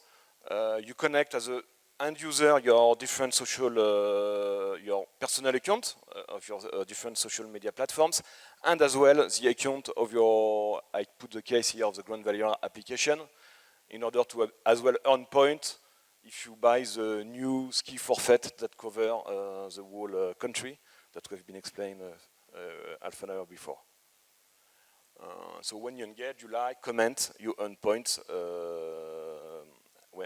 on those social media platforms. Then you can be rewarded through exclusive product or exclusive experiences by the brand, either with a partner brand or your own brand that you are going to give back to your best fans. So it's a white label platform, so here it has been kindly designed as if it were with Andorra colors. Here in this case, and after yes, best fans, if you have been the most engaged fans for the season 22-23, you can be recognized as a... Sorry? Oh, thanks. It's yeah. No, 1 minute. You can be recognized for life as a best fans through an NFT that can give you a lifetime utility. And finally, it helps to get a lot of PR cover. Here it's a case of a client because they gave a nice experience to fans through the program. Here it was in a jacuzzi next to the club. It's a small, it's a League One club in France, but not a large one. And then it has been, because it has been awarded to best fans, the whole community embraced this, and it has been broadcasted on Twitter example, but across the globe. So what are the benefits? First benefits of using this type of solution is to acquire data on who is your community. Second benefit is to drive their behavior, to create more engagement. And the third benefit is to, as you are able to drive their behavior, is to convert the engagement journey into a commerce journey. Thank you. Thank you very much. Thanks. Okay, nice. You have been training before, no? Now it's the turn of Marc Millet, CEO of EBIX. Thank you very much, Marc. This is for you and this. Okay. Buen día, buenos días. ¿Cuántos de aquí usan la bicicleta para desplazarse o para practicar deporte? Levanten la mano, por favor. Bien, pues desgraciadamente es muy probable que hayan tenido un susto, un accidente o sobre todo conozcan a alguien que lo haya tenido. Nosotros somos EBIX y tenemos la solución para aumentar la seguridad de los ciclistas. Estamos a punto de firmar un contrato con uno de los mejores fabricantes de cascos del mundo. Tenemos como inversor único a uno de los mejores inversores de Europa y este año nos han concedido el Neotec. Además, el año pasado fuimos seleccionados como el mejor proyecto de seguridad vial en toda España por la Fundación Línea Directa. La bici que ven al fondo de la diapositiva es de Pablo. Pablo es un ciclista de unos 40 años que usa la bici para desplazarse y para practicar deporte. Le encanta, es un apasionado, pero está un poco preocupado. El año pasado, 2 de sus amigos tuvieron un accidente. Pablo quiere ir lo más protegido posible, pero con un casco bonito y sobre todo que sea cómodo. El sector bike es un sector enorme, que crece cada año, más ahora después de la pandemia. Como Pablo, muchos de estos ciclistas tienen un problema. ¿Sabían que en los últimos 10 años han muerto 30.000 ciclistas en la Unión Europea? ¿O que en España solo en un año hay 500.000 de accidentes de bicicleta? Estos accidentes conllevan muchas lesiones. Una de las graves más frecuentes es la lesión cervical o medular, que afecta hasta el 20% de los accidentados. Y claro, visto este grave problema nos preguntamos, ¿qué puede hacer hoy día un ciclista para proteger su cuello? Pues se puede comprar un casco que le protege la cabeza pero que no le protege el cuello, y es verdad que existen chalecos o collarines que pueden protegerlo, pero es difícil pensar que un ciclista los use porque no transpiran y porque son incómodos. Pues bien, como respuesta a este grave problema de seguridad hemos creado EBIX. EBIX es un sistema de airbag cervical que se integra en los cascos. ¿Cómo funciona? Justo antes del impacto del movimiento lesivo, del sistema se hincha un airbag que protege el cuello del ciclista para evitar así la lesión cervical o medular. EBIX es ligero y estético, con un modelo de negocio B2B basado en la licencia y además es escalable porque en el futuro se podrá usar en cualquier sector que use casco. Actualmente ya tenemos una familia de patentes, la tecnología casi acabada y estamos a punto de firmar un contrato con uno de los grandes fabricantes de cascos del mundo. Hopding es el único producto del mundo que relaciona airbag y ciclismo. Es un collar que cuando tienes un accidente se hincha un airbag y te protege toda la cabeza como si fuese una capucha. Pero si usas Hopding no puedes usar un casco. Por eso consideramos que no son nuestros competidores. Pero venden 100.000 unidades al año a 300 euros cada una. Y lo consiguen solo para ciclistas urbanos y siendo incompatible con un casco. Por lo tanto, no pueden ser certificados, por lo tanto, no pueden vender en Estados Unidos, el mercado de cascos más grande del mundo. Y aún así, venden 100.000 unidades al año.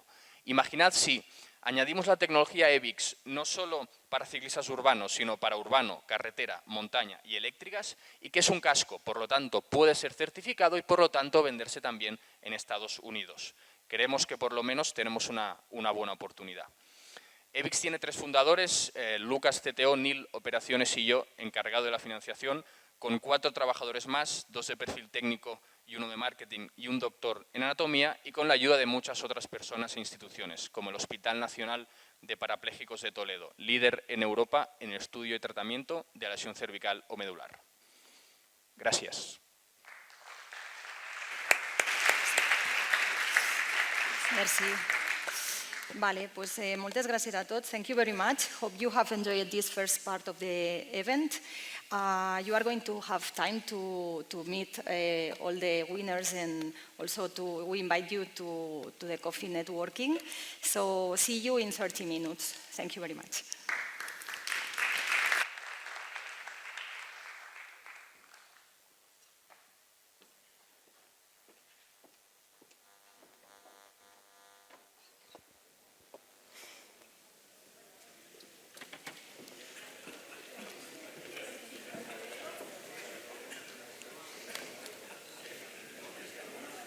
Si podem anar seient, procedirem a la segona part.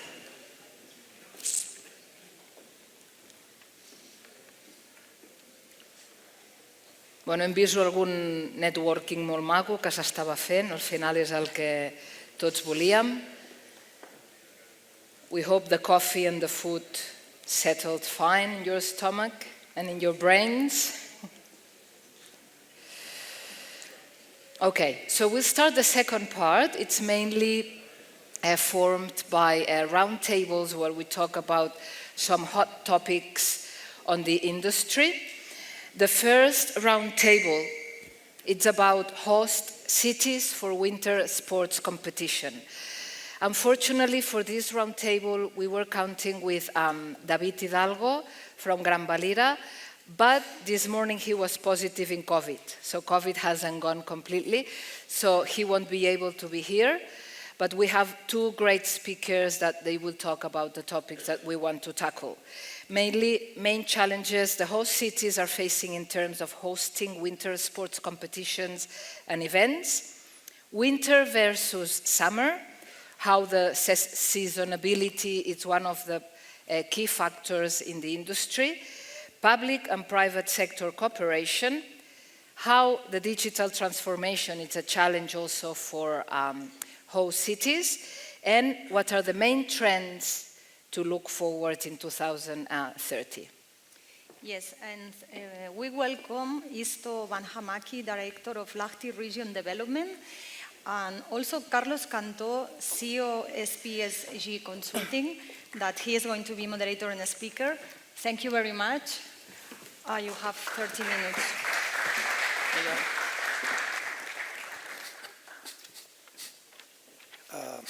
Thanks indeed for taking your time and your generosity for being here.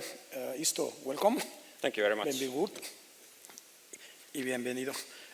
Isto Van Hamaki, correct me if my Finnish Suomi pronunciation is not right, please.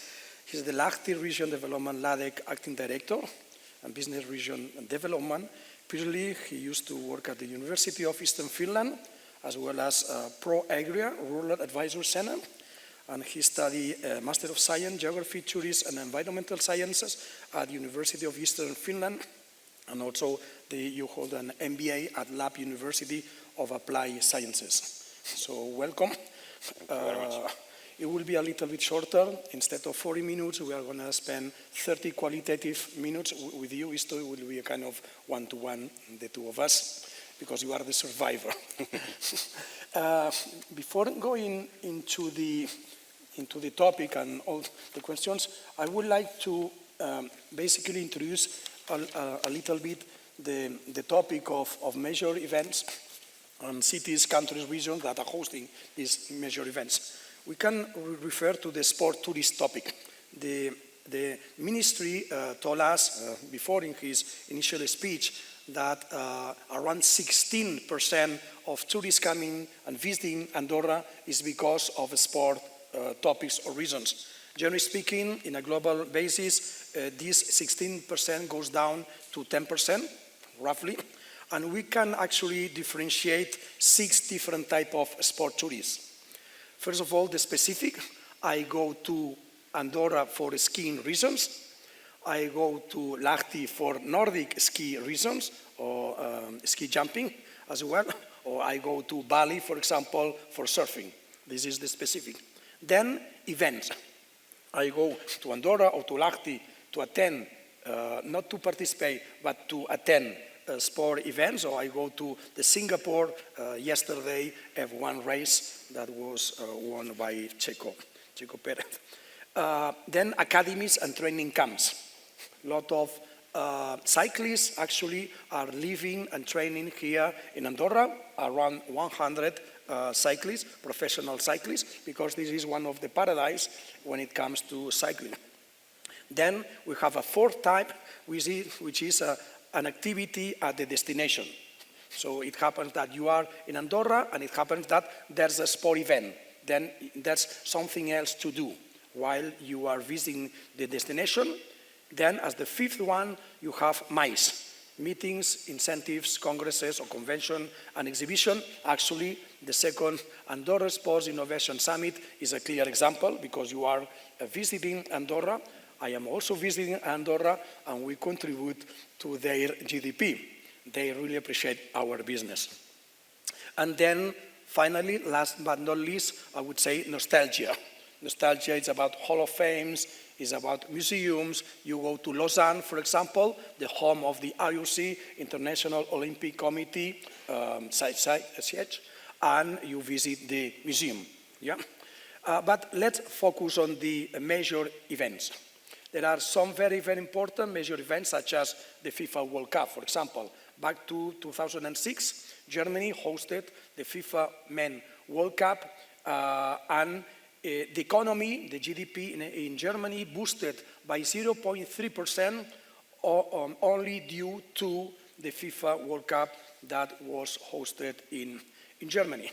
We have other examples, for example, the cycling championship that took place in Yorkshire in 2019 generated more than 28 million euros in that part of England, of an accumulated audience, TV audience, media audience of more than 329 million. In the cross-cycling, UCI cross-cycling in Vosges in 2019 as well, 3.6 million euros. The BMX, UCI BMX in Holsden, Zolder, 4.1 million euros, as well as the UCI Mercedes-Benz run in Val di Sole, 2.3 million euros. When it comes, for example, to track cycling, if we refer to Berlin in 2020, they generated around 2.7 million euros in the city and more than 100 employees. No need to mention the Super Bowls and so forth, but the Winter Olympic and Paralympic Games back to 2022 in Beijing, in China, an estimated impact of $35 billion, US dollars, as well as Pyeongchang in 2018, around $39 billion as economic impact. And then closer to this, in Sierra Nevada in 2017, the snowboard and freestyle champion, 16.1 million euros as economic impact, and the snowboard cross, SBX, also that took place in Sierra Nevada in Gran Spain in 2020, the media value was estimated in 13.6 million euros. You come from Finland, Suomi. Yes. By the way, Lahti is around 730 kilometers far away from Rovaniemi, where you know that Santa Claus lives. So Isto will take good note, okay, and send him a message of your behavior here for Santa Claus reasons gifts in Christmas. Yeah. Let's be serious right now. What are the main challenges that you foresee in terms of host cities that are hosting these major events? Isto. If we talk about winter sports events. Yes. Sure. So I would say that, of course, the circumstances that comes from the winter period, that's of course one of the main challenges, because all over the world when the climate is changing, we need to consider the snow security. That's one of the most, even in our country, even we are very northern country, we still have the same problem that we might have not like natural snow during the winter time. So if we are scheduled some winter events and we don't have snow, that's a very big problem. And of course we can make the snow, like snow canoes, so we have very good snow making systems in Lahti to make the skiing tracks and the slopes for the ski jumping and everything. But then again, it comes like the environmental issues that you must use the water and then electricity. These days when we have the crisis, energy crisis, so it might have some resistance from the citizens to utilize the electricity, the rare electricity to making snow. So I think that's one of the main challenges, the environment and the circumstances of the snow. Okay, thank you. Let's go one by one in terms of the main impacts, type of impacts. We can talk about, first of all, economic impact of hosting major events, then the tourist impact, then the social impact, including the local population, and then, last but not least, obviously, the environmental impact. Let's start by the economic impact. At Lahti, how do you, consider all the economic impact for the major events? Actually, you are bidding for the 2029, the Nordic ski, as well as ski jumping events, championship. What's the estimation of the economic impact and how this translates to the population in terms of well-being, in terms of wealthy, etc., etc.? Well, we have actually hosted the FIS Nordic World Championship Games for 7 times in Lahti, and the first one was 1926. So we have quite long history in this kind of big events in cross-country skiing and ski jumping and Nordic disciplines. And it's been estimated that nowadays it varies from the economic impact in the region. It's from 10 to 25 million, of course, depending on the size of the event. But if we are hosting the World Championship Games, which we did last time, 2017, the estimated economic impact was like 25 million. And we had around 200,000 spectators for the whole event. Yes. But one challenge on this economic impact for us is that we have a lot of daily visitors in our city for these events, because we are so closely located near the capital city of Helsinki. It's only 50 minutes by train or car. So most of the people that are coming from most of the people in Finland, they are living in the capital city area, and if they come to Lahti to attend an event, they just come daily and then they go back home. So they are not staying overnight. So that's a challenge economically in our region. Okay. Let's talk a little bit about the tourist impact. I've been exposed, because I'm as a consultant, to advise several destinations. I was hired by the Barcelona Olympic and Paralympic Games to undertake a survey and a project before, during, and after the Olympic Games back to 1992. Then in Beijing as well.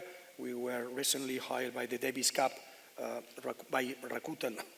We need to mention the naming rights, obviously, the sponsor, in terms of estimating also the economic and the tourist impact. In that case, was for Madrid. We have 3 different periods of times: before the event, during the event, and I would say, which is the much more important, after the event. From a tourist impact perspective, how do you? What are the plans in order to seize the opportunity of hosting these major events before, during, and after, from a tourist impact perspective?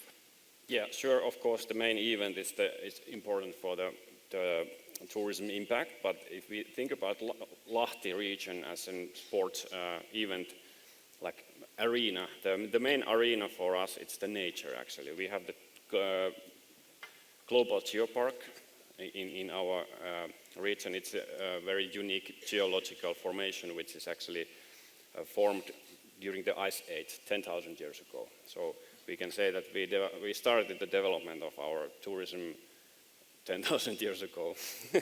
And we can say that if we get those people to see the games there, see the top athletes skiing on those skiing tracks that are actually inside the global geopark, and this status, it's very good for marketing, that the people can come there themselves and ski on the same tracks later, or experience the same natural natural environment that those top athletes are doing during the games. So this kind of legacy of the games, we can get to the next level with the tourists that come and do the skiing themselves there. Usually for destinations that are hosting these major events, whether it would be cities or regions or countries, the peak reason is not the during the games or the event, but the after. Yep. Then obviously to seize the opportunity, thanks to the media audience, all the buzz, etc., to actually again take advantage of that event that took place in and then promote the region as a sport tourist or, generally speaking, tourist destination, which is absolutely important. And also other companies like equipment manufacturers for the skis, they have a very good opportunity to promote their equipment that are made actually in Lahti, or the training centers that we have, Olympic training centers. They can attract like more athletes to come there after the games when they have been like seeing that this is a good place to train. That's tourism as well. Exactly. Sport equipment brands are a very significant and relevant stakeholder of the ecosystem, and they have a say. Initially, it would have a say in terms of where to locate specific and major events.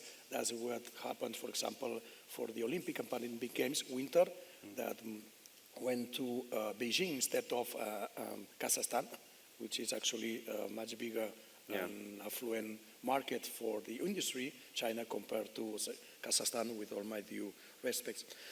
Let's move to the third type of impact, the social, including the local population. We have seen over the last few years that several cities, when it comes to winter Olympic and Paralympic Games, have said no, the locals, to hosting them because of whatever reason. What's your opinion about the social impact, especially targeted to the local population? And what's the opinion in this case of Lahti population when you decide to bid for hosting these major events? Yeah, of course we need to have the local people act as a community behind the games. We cannot arrange any big event if the local citizens are not supporting that. So, and actually in Lahti, if we think about this, the biggest events that we have, the Nordic Championship Games, it's like the event of the whole city. Everybody is going to see the games, so it's very like uniting thing.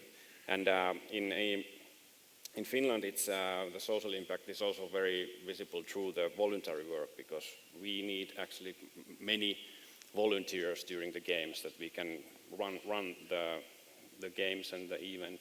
So it's based in voluntary work, and that's one way to dedicate your time and effort to get for the event and get involved in this. What would be your recommendation? What to say to local communities, to local population of cities that would like, as a city, to host major events, but at the end of the day, some of them are asking their electors, their voters, the population, if they want to host or not a major event. What are the pros to bid for hosting this type of event, winter sports events? Of course, we need to think that everybody wins in the region. If you have the companies there, like we talk about the economic impact, it's always like positive impact for the region. Of course, there might be also some negative impact, but that's like by the good planning you can tackle those challenges, and we just need to clarify and tell the people that what is the real meaning of this, that we host these events, and how they can take part, like in this kind of voluntary based working or something, so that it gets the community like support. At what extent hosting winter sport major events also facilitates the task to promote the destination as a summer destination? Yeah, of course, for example in Lahti, the same facilities that we are utilizing for the winter sports, like the skiing tracks, they're also there on the summertime, and you can go there like hiking, walking, running, biking, whatever. So it's the same terrain, same environment, And of course, we have some big events during the summertime also in the same facilities, like we have the Ironman World Championship Games coming next summer, and those competitions will be held in the same facilities that the winter sports. So we try to utilize them like both summer and winter. Okay, so let's see let's put on the table the following situation. The city, the region decides to bid, to host a major event, and then it is time to put together the bid book. What are the main requirements that, generally speaking, a federation, committee, etc., are requiring to destinations in order to provide the opportunity to a specific destination to host these winter sport events? Well, myself, I have not been involved in this bidding process, and it's like we have different kind of models to do that. Like it might be the city which is bidding, or it can be some company which is running like license for the Ironman, for example. Yeah. And then it might be sports club. I'm actually I'm in Lahti Ski Club, which is one of the organizers of these big skiing events. So the ski club can be one of the like hosting organizations, or then it can be Olympic Training Center. So it can be a combination of different kind of organizations. So of course it's very important that these organizations will work together in this bidding process, that we can have all relevant people and all important people involved, and we can do the background work and have the right connections and everything. So exactly, it is not only about infrastructure, about equipment, about venues, but also about hostelry, for example, about communication, about airports, transportation, everything, and so forth, and so on, which actually implies a lot of stakeholders to be coordinated, right? Yeah, exactly. And then, of course, when the city is mainly like investing and managing the facilities. So if we have the ski jumping hill, for example, it needs maintenance. Between all the big championship games, if we, let's say, have the championship games once in 12 or 15 years, so always you need to have some like upgrade, and it comes from the international federation that you need to have the certain standard of those facilities, and you need to invest them, so that takes money from the city, and that's one thing that we need to consider, that we have those facilities on that level that the bidding is like possible. We're going to talk a little bit later on in a few minutes about legacy in terms of infrastructure, venue, services, etc. But let's go back just for 1 minute to the bid book. Okay, you have the bid book ready. You present the bid book, but at the end of the day, there are few people that vote which city, which region, which destination will host that specific. How important is the networking? How important is the diplomacy? I would say that the bid book is something that is necessary, but sometimes, I would say most of the times, it is not enough. Yeah. How do you see all of this stuff? Of course, like I said, I'm not being involved in the bidding processes, but of course it's very important to have this kind of contacts. You need to travel around the world and see the people that are deciding those bids. Yeah. And that's I think, of course, the basics must be in good shape, like the facilities and all the event arenas, but this kind of diplomacy, that's I think the thing that will finalize the success of the bid. You have mentioned before some of the components of legacy. What are the plans that Lahti put in place in order to assure that the major event that you are hosting will have a legacy impact for the society, for the population, for the region at the end of the day? Yeah, of course, all the infrastructure or the arenas and facilities that we build for the big events, they are made for the local citizens as well. So we don't have that kind of sport arena that is not allowed to go for the local citizens to do sports there, or those facilities, they are never built up only for one event. Like we have seen in the Olympic Games sometimes that you have built very expensive facilities, and then after the Olympic Games they are like growing grass there. So we don't have that kind of, the legacy goes straight to the citizens, and of course it's also this kind of promoting sports and health enhancing activities when you see that you can go on the same, like for example the same skiing tracks than the top level, the world's best ski athletes are competing, and you can do the same. So you can feel like strong and do the sports there. So I think the most important legacy is that you can get the local citizens to do sports. At what extent Finland, Suomi, Finland hosting this type of major events is a way to boost the performance of Finn athletes? Of course, and in Finland we don't have that kind of mega events. We don't have Olympic Games and that, but we have like more. We have in many cities we have several smaller events that are doing the same. It doesn't need to be the biggest event in the world that you have the effect. But for example, in Lahti we have more than 400 sports disciplines presented in the area. We have the expertise and facilities to do more than 400 sports.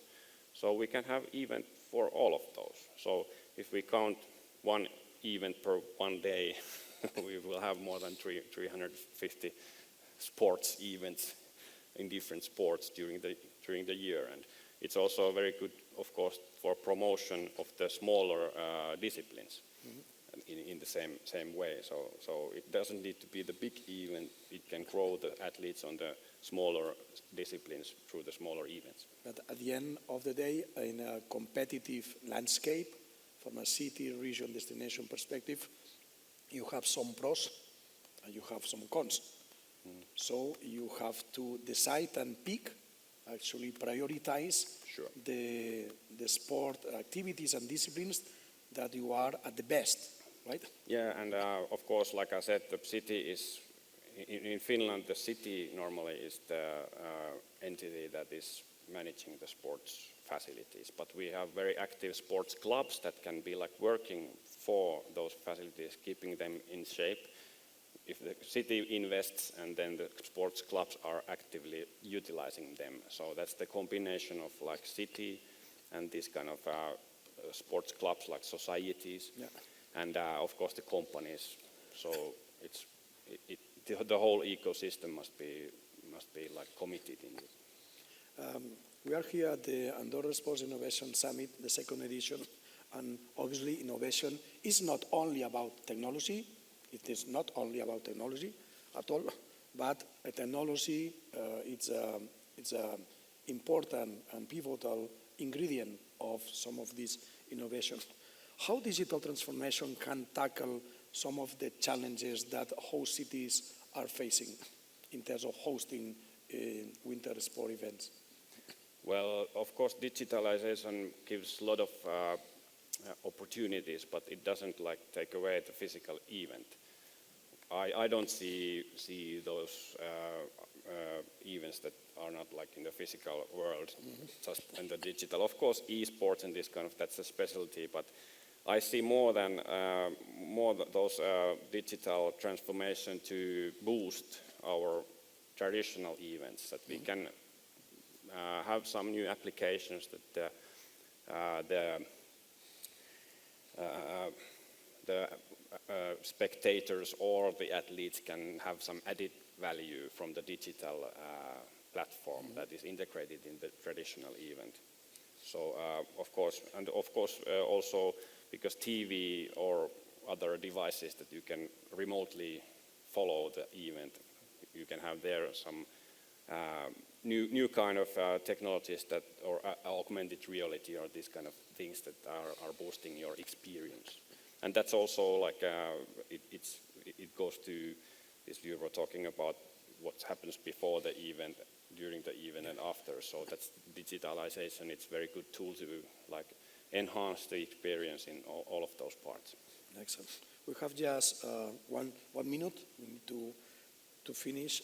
How do you envision host cities by 2030? What are the main challenges? What are the main trends? How do you envision all this bidding war by 2030? I think, well, we'll be talking in the next panel more about sustainability, but I think that, and my colleague from the city of Lahti will raise some good points about what Lahti is as a sustainability city and sustainable sports development, but I think that more important in every aspect of the sustainability will be when you're considering hosting the events in the future. So this kind of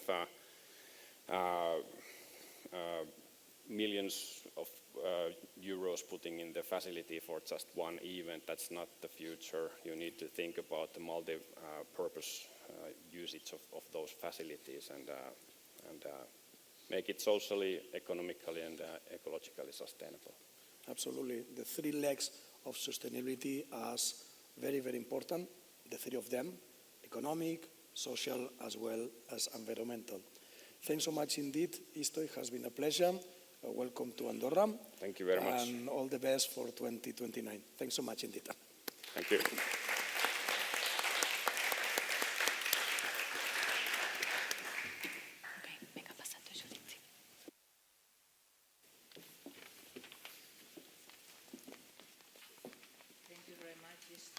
And Carlos.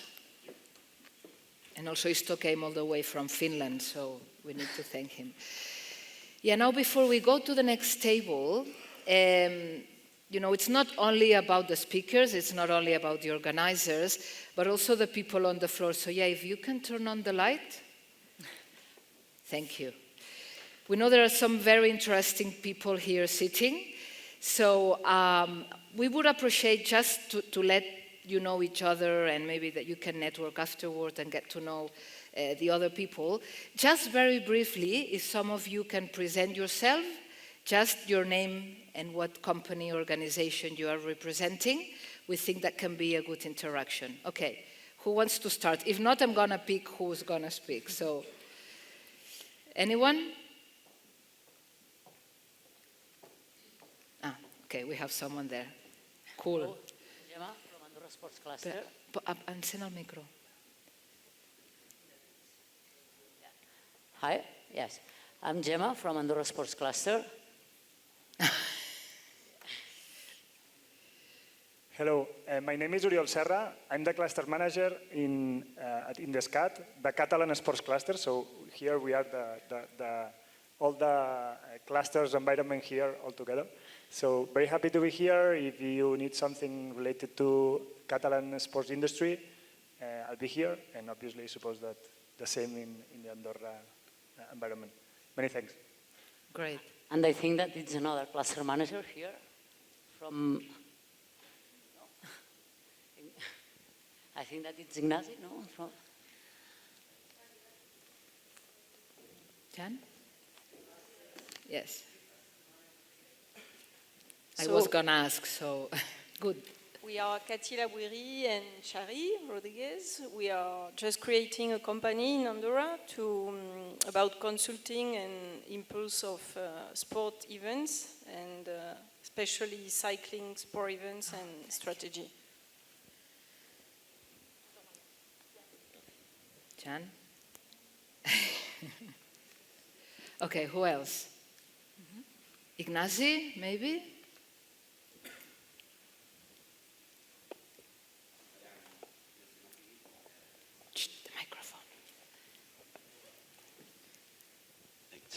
I am Ignacy Martín, the Cluster Manager of New Technologies and Innovation in Andorra. Thank you. Hola, mi nombre es Liliana Ochoa y vengo de Mountain Women's Friends, un nuevo proyecto para impulsar el deporte en mujeres. ¿Vale? Thank you. Hola, mi nombre es Tito Maristany, soy el CEO de Ecodistrict, una empresa andorrana bastante nueva que nos dedicamos al diseño y producción de productos de textil y moda corporate, sobre todo centrados en todo el tema de sostenibilidad y productos ecológicos. Bon dia. My name is Joseph and I work in Search Engine Optimization and I have a website that it's estatges esportius in Andorra to get sports to Andorra. Good morning. Perfect. Thank you. Okay. We'll do another round before the next table so that everyone feels... Ignasi Verneda, CEO of the Queen & Green Consulting, is an Andorran company specialized in sustainability. And also I am Deputy President of the Federació Internacional de Motociclisme. Perfect. So thank you very much, and now we'll introduce the next table. We'll go again to you in a little bit. Thank you very much. Yes, now we are going to continue with the second round table, where we are going to talk about financing, investment, and trends in sport. The main topics we are going to introduce is investment in the sports sector and how athlete investors, which is their point of view, and how projects can be financed through European investment programs and trends.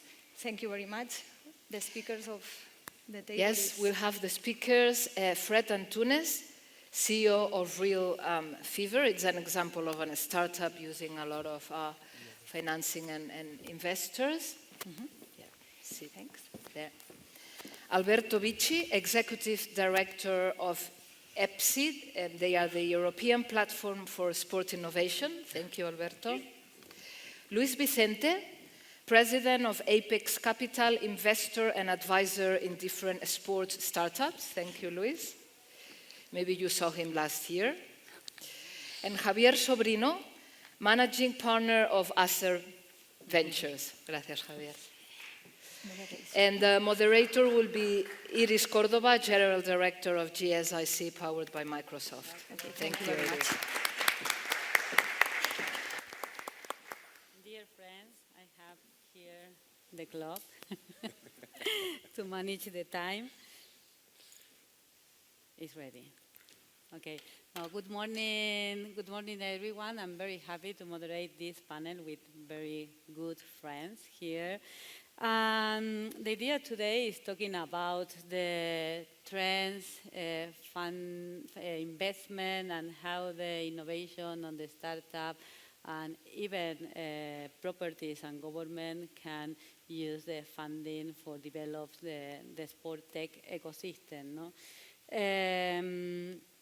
We have here two representatives for the funding side, Luis and Javier, one representative from private initiatives in Brussels, the EPSI platform, where they create synergies with all the clusters, universities, and organizations who are promoting in the local level sport initiative, and the startup with Fred, who is the success example to receive funding and try to expand in the global level their company.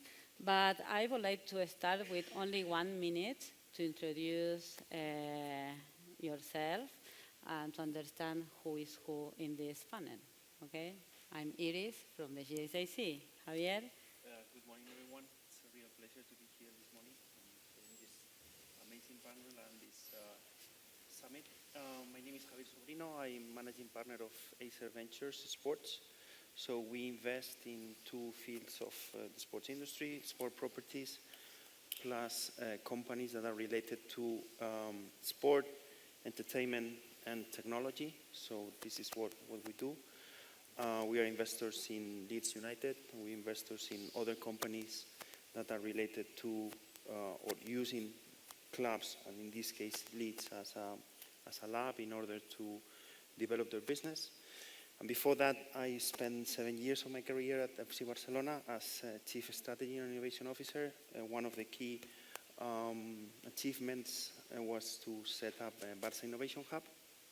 That is definitely one of the key centers right now in innovation and sport, where we are very proud, and the team continues that journey. And again, it's a pleasure to be here. Good morning. Thank you, Javier. Good morning, everyone. Also, big pleasure to be here. It's my second time. So, I'm a big fan of how Andorra is basically trying to innovate, globally, using sports as a tool. So I've been, 30 years in sports. So was initially in my career in beginning an agent, so a sports agent I managed Formula 1 drivers, football players. So I then, since 2006, been dedicating myself to transformation of sports. That brought me to, companies like Red Bull, Ferrari, Manchester City, Valencia. More recently, I was the first Chief Digital Transformation Innovation Officer at FIFA, and also the CEO of 11 Sports and member of the board as well of Acer Ventures. So today I'm the chairman of Apex Capital, which is the leading investment platform led by athletes. So we work with 75 athletes in 7 different sports, Formula 1, Formula E, football, golf, surfing, etc. So quite diverse. So we invest basically in startups, so very much focus on seed, Series A. We tend to invest a lot on Web3 and other disruptive as well technologies.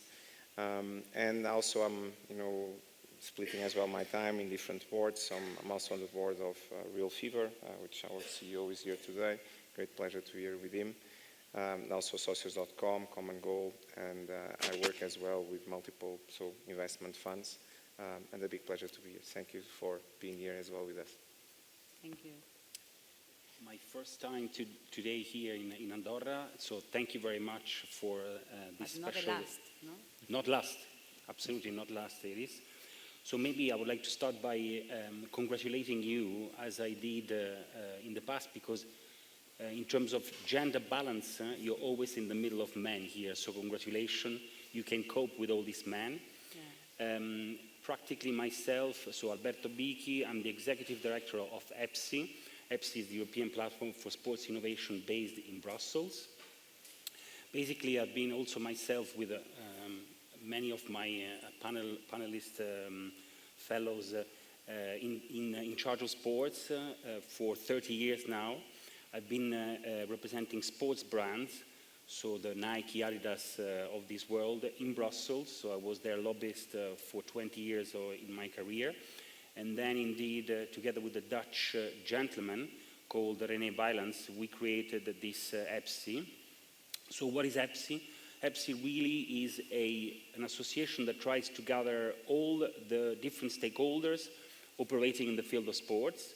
And this you mentioned some, indeed companies, but also universities, research centers. But we have also public authorities, so we have cities, we have regional authorities, I don't know, some examples, the city of Po, the city of Torino, Turin is some of our members. But we have also national authorities, so we have ministries, Ministry of Sports in Bulgaria, in Greece, and in Portugal are among our members. So this is what we represent. And basically, what do we do with all these members? We mainly do 3 things.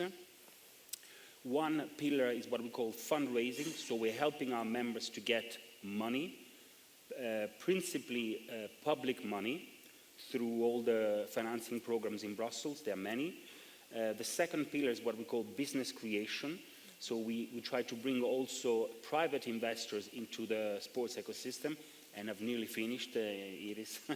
And the third pillar is indeed what we call the lobbying and education. So we'd like to really fertilize the sports ecosystem so as to explain mainly policymakers on the relevance of sports and why they need to be much more attentive and invest much more money into the sports ecosystem. That's it, Maria Iris. Perfect. Fred? Good afternoon. It's a personal honor to be here today, and thank you very much for the invitation. My name is Fred Antunes. I'm the CEO of Real Fever. My natural and core DNA is a gamer, and in 2015 I founded the Portuguese Blockchain and Cryptocurrency Association. 3 years after, I became the CEO of Real Fever, And today I sit in the work group of Bank of Portugal to all the Euro digital and crypto assets affairs. At the university level, I coordinate the post-graduation in the University of Porto in Web3, blockchain and crypto economy, and in the University of Lisbon, I teach in the Blockchain Revolution executive program.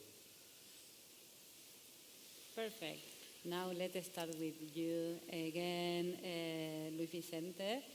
You're president of Apex Capital. The idea is I follow your activity, your fund, your investment, but your fund is referenced in managing investment of elite athletes, no? And how is the connection between athletes and startup and the benefit for the startup and the industry, no? And we are in Andorra, you know, in Andorra a lot of elite athletes are living here in Andorra. What is your suggestion for them, and how Apex can help the professional athletes in create the strategic plan for their investment and help the startup or the region, you know? Yeah. Thank you, Luis. And again, as you said, Andorra, there's a lot of professional athletes that have chosen Andorra to live, which is also great to be here, so and in this hub. But I'll say that Apex is born from a belief that I also had for many, many years, you know, that athletes, you know, need really to become entrepreneurs on their own. And I think is a mix of, you know, educational, you know, journey and investment. Again, I have, of course, the benefit to have worked with athletes, you know, global athletes like Luis Figo, Ronaldo, Roberto Carlos, Andy Shevchenko, so for many years. And that generation of athletes was definitely, you know, very interesting because it was the first generation that understood the potential of them as a brand, right? And the potential of, you know, the usage of their name and likeness as a commercial product. But still that, you know, generation today, you see, for instance, you know, athletes like Oliver Kahn, which is now the CEO and president of Bayern Munich. You have Edwin van der Sar, the CEO of Ajax. You have Rui Costa, which used to work as well together as the president of Benfica. So it's a generation that actually managed to build themselves into, you know, the leadership, you know, already of sport, of important sports entities. But I think this current generation is definitely the one that will take leadership as well from the strategic layer of sports, from creating new sports, from creating new leagues. And I think today you already start to see very interesting examples of athlete-led entrepreneurship, especially in the US. If you look at what Kevin Durant is doing, LeBron, Stephen Curry, and others. But also in Europe, what Gerard Piqué has been doing, and of course he's also here the owner of FC Andorra. But I think it's been an example for many athletes, you know, in Europe. Another athlete, very interesting, Mario Götze, so as well, which has been very active as well, investing, you know, in many different startups, and other, you know, changing sport racing drivers like Lewis Hamilton, for instance, which also it's a big, I would say, voice on social entrepreneurship. But I think definitely we try to capture, you know, that movement, and especially trying to influence once and for all the European spectrum, you know, in the right direction. So I think, as I said, you know, a few minutes ago, there's also a very strong educational component, right? So by basically allowing athletes to be part of it, not just being investors, but actually to understand, you know, the opportunities, you know, related with sports business, the opportunities related with technology, the opportunities related with data, you know, the opportunities related with esports, but also to be part and to be able to contact and to network and to integrate with other business leaders, right? One of the things that actually I think is a great achievement of Apex is seeing more or less half of the athletes that work with us being part of actually meetings with founders, being part of meetings with other co-investors, right? Which shows as well that they are taking it seriously, right? And they are taking it not just by the opportunity that a certain investment might represent, but they really believe in the movement and they really believe in the importance this can have for them. So I think when you look at the side of the startups that are invested, by us, I think also it's a massive win, right? Because sometimes, you're having, a global known athlete actually seated side by side with you, being able to influence your business in a positive way and actually giving you an extra awareness, right? So which is very important, I would say, in the stage sometimes that these companies are, and definitely helps on attracting other investors. But also, the contribution that athletes can give, to the world of entrepreneurship is, I'll say, amazing. And if you look at the life of an entrepreneur and the life of an athlete, right, there is a lot of similarities, right? Because both are under tremendous pressure all the time, especially, when you are on the early stage of your entrepreneurship journey. But an athlete, basically needs to deal with immense pressure on his daily life, right? So he has always to perform, he has always to succeed, he has always to try to be better than anyone else. And there's also a lot of scarcity in his world, right? So if you imagine if you are a football player, there's only 11 guys that play in the team, right? So you need to be one of those 11. If you are a Formula 1 driver, the first guy you have to beat is actually your teammate, right? Which is extremely difficult, right? Because you share, the team, you share the mechanics, you share the engineers, you share the data, but you need to be better than him, right? So that basically competitive attitude and that resilience are actually very important, I think, for when you are also an entrepreneur. So actually it's much more near than what people think, right? So I think it's quite an interesting, piece of knowledge. And I would say that the last point is also how can we create as well new forms of intensifying, the availability of resourcing, right? So again, Apex has been working with all our athletes actually in 3 models. So there is sometimes, where we just intervene to actually educate and advise them on what to do in this area. There's a second model where we also co-invest, so with the athlete, and there is a third model where we co-invest with the athlete and also with our network of VCs. We also now started a new project, a very important one for us, which is basically related with the creation of our first fund. So we are currently raising a $50 million fund, where basically we're going to deploy, supporting as well more initiatives in this ecosystem. And where actually as well athletes, are participating up to 20%, which is amazing. And I'll say just a very last point, also very interesting, is the coordination of different sports. So again, from our experience, we see Formula 1 drivers investing in football-related projects. We see footballers investing in golf.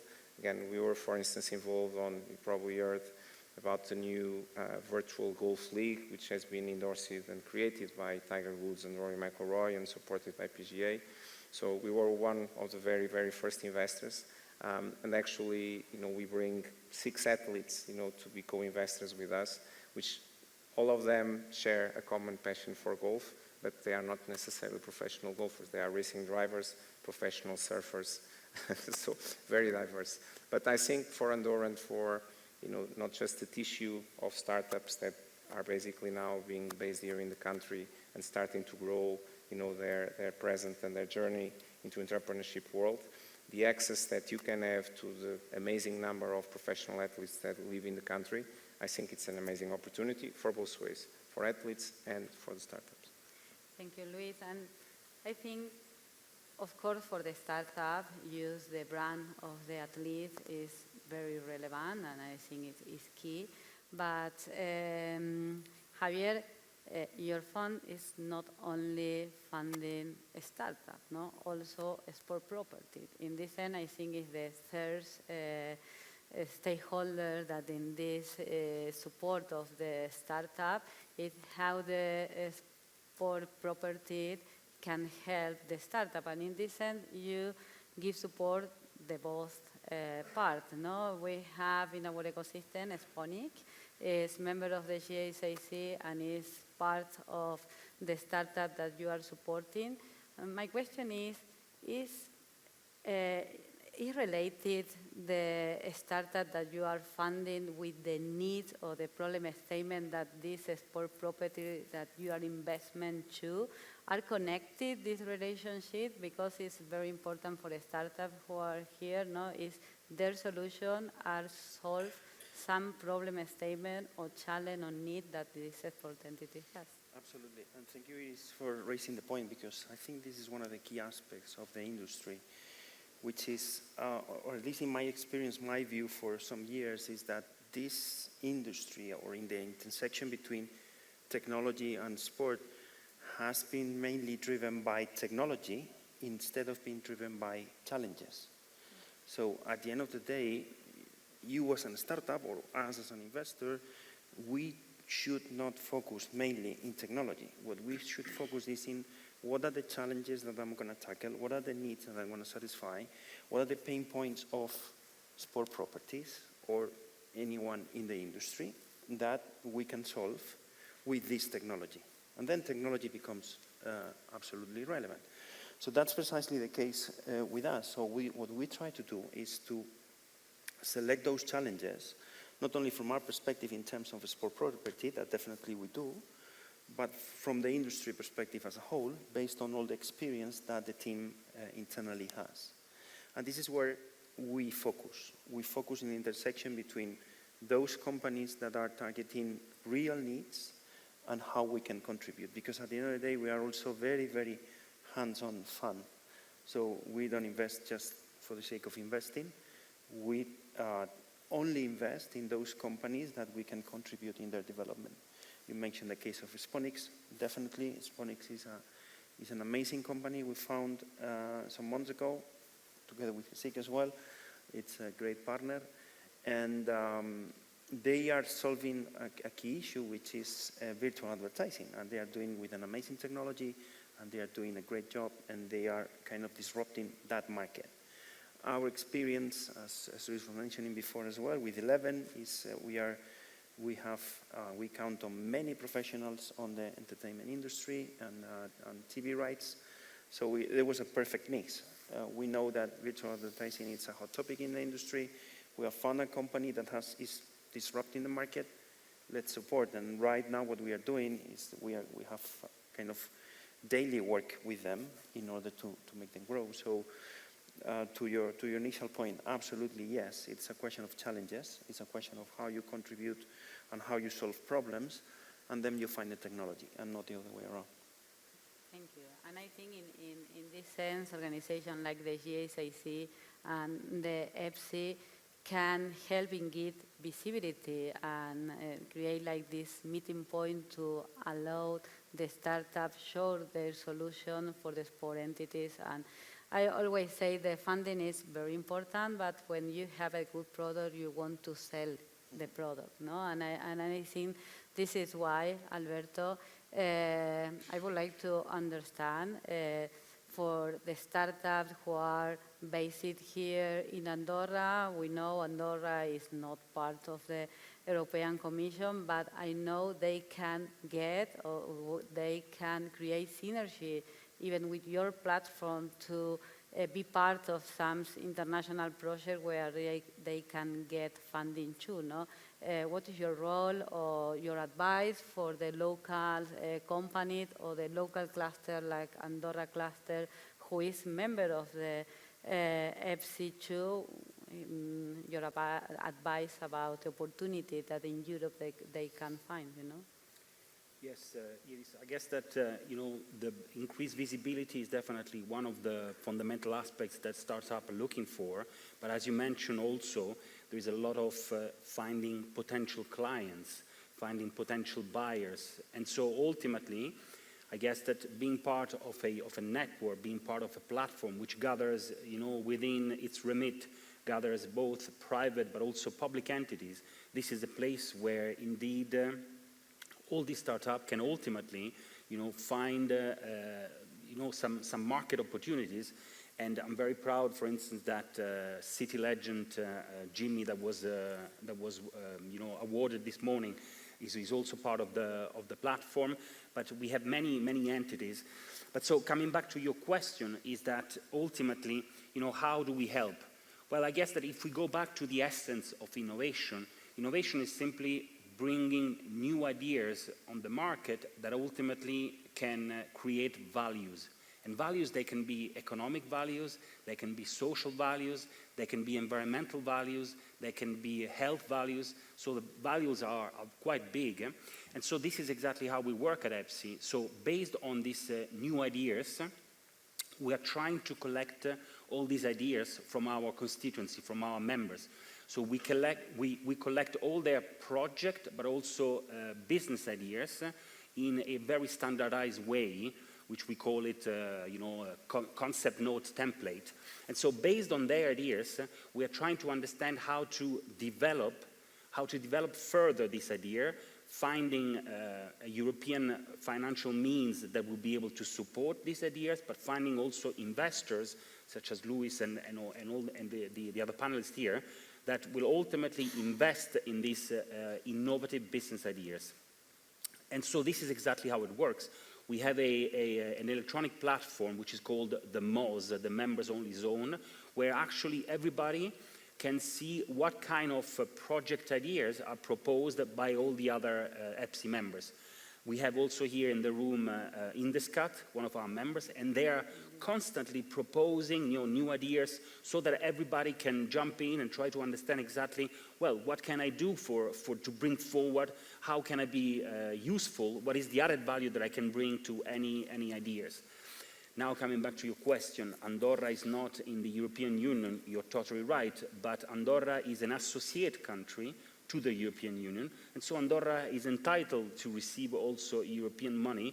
They are not entitled to be the leaders of any projects, but they're entitled to indeed take part in any kind of project ideas. This is one way to do it, and the second way to do it is inevitably the value chain. So if you're part of a value chain and you're located in Andorra, and ultimately this excellence, this Andorran excellence is very vital for the rest of the European value chain, of course you're included, and of course we want you because you have an excellence and we need your expertise to make sure that ultimately the overall project ideas or the overall business ideas will be successful. And so this is definitely another way where you can integrate, companies or organizations that are based in Andorra. Perfect. We get your words, and the next edition of the summit, we hope the rest of the stakeholders in the region can be here supporting Andorra and creating this space to create synergy with the neighbors, or the rest of the country in Europe. And Fred, I think you are the real best practice about how you can got money for in this case for Apex Capital. And what is your vision or your advice for other startups about the process and how you are thinking in expand in the global level your company, and if get funding was a long-term strategy? Understand a little more your experiences, and please introduce your company and the solution that you are offering for the sport industry, please. So after the investors, now I represent the startup side. Well, I have the privilege to be the CEO for one company that was almost profitable since day one. And that is definitely one of the most important KPIs when you pitch to get investment. But also at the second moment, and I'm going to quote Javier because that's one of the key points, is really the talent that you have behind the team. And how do you manage the team, in fact, when you grow? So at the very first moment, what we do in Real Fever is like our nature in the last 10 years, because we've been here since the beginning, not only me, but almost 50% of the team is directly connected to crypto for its roots, for its philosophy, and for the decentralized movement that Web3 and blockchain technology are trying to bring to the planet Earth. And I think one of the biggest challenges, and probably the biggest one we have today, is to retain talent. Because in the United States of America, there are companies doing what we do, and even in Europe, that are awarding today 5, 6, 7 billions, and Real Fever today just worth 60 million. So from 60 million, I know 60 million is a good number, but compared to 5, 6, 7 billions, there is a long road to do. And in the moment where the market identifies a startup that is performing very well in terms of numbers and revenue, and product execution, they will immediately, the headhunters will chase your team on LinkedIn and, you know, try to get them away. And one of the reasons I came to Andorra is because I don't have a chief happiness officer in Real Fever.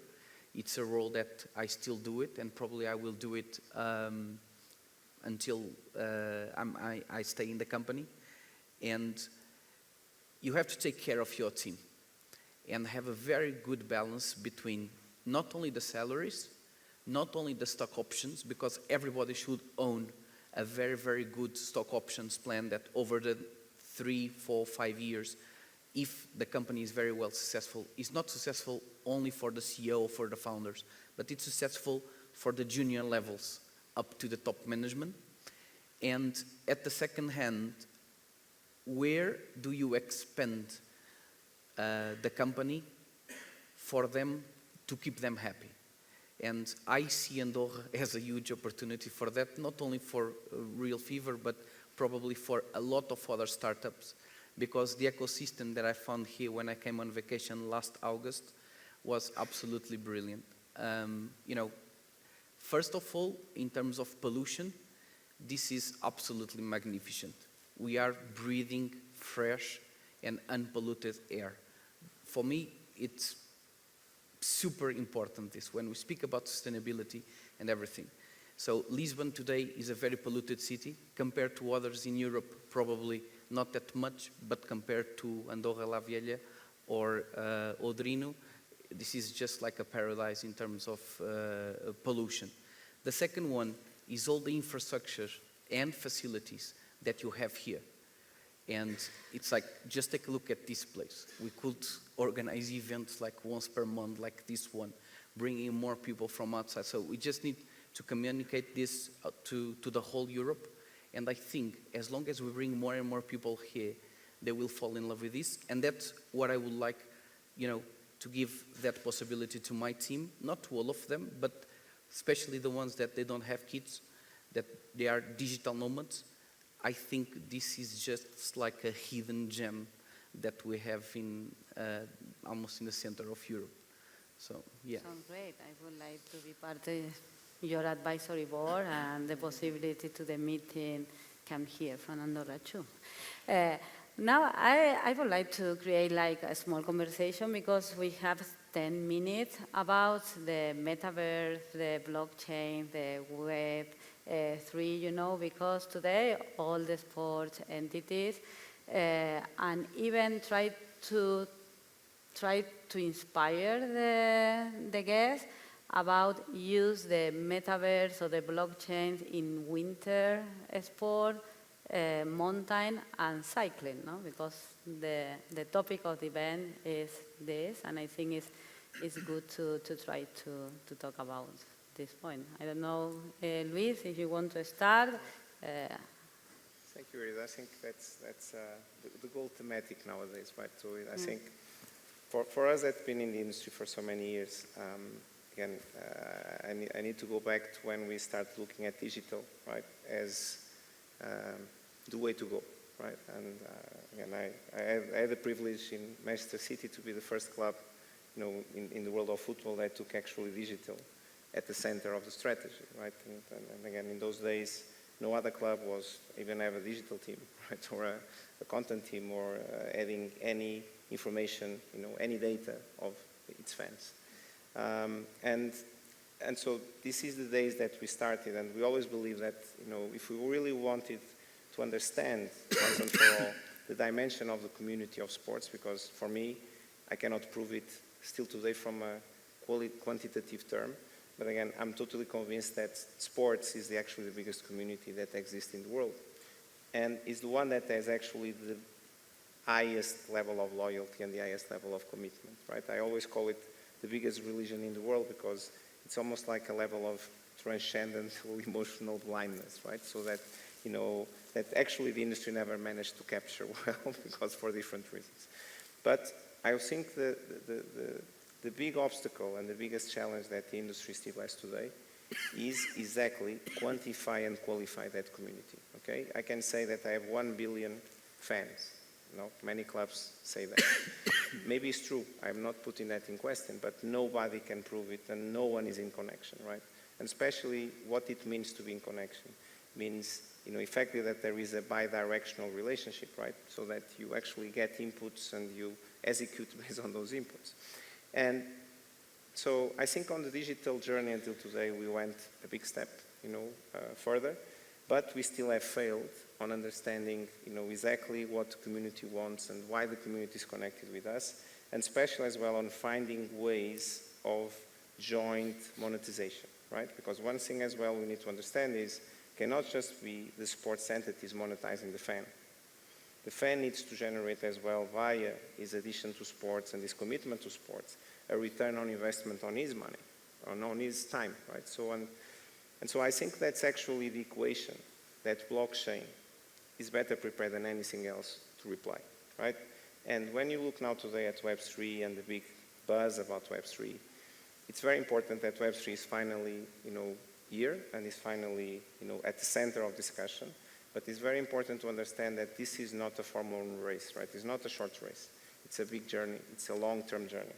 It's a 6-7 years minimum, you know, journey because it's about, you know, actually creating the adoption. It's about, you know, changing the system, right? So coming from physical currencies to digital currencies, you know, is about you looking at ways that you can generate, you know, as a fan, your own sources of revenue and your own, you know, basically, you know, a much better way to having a voice, right?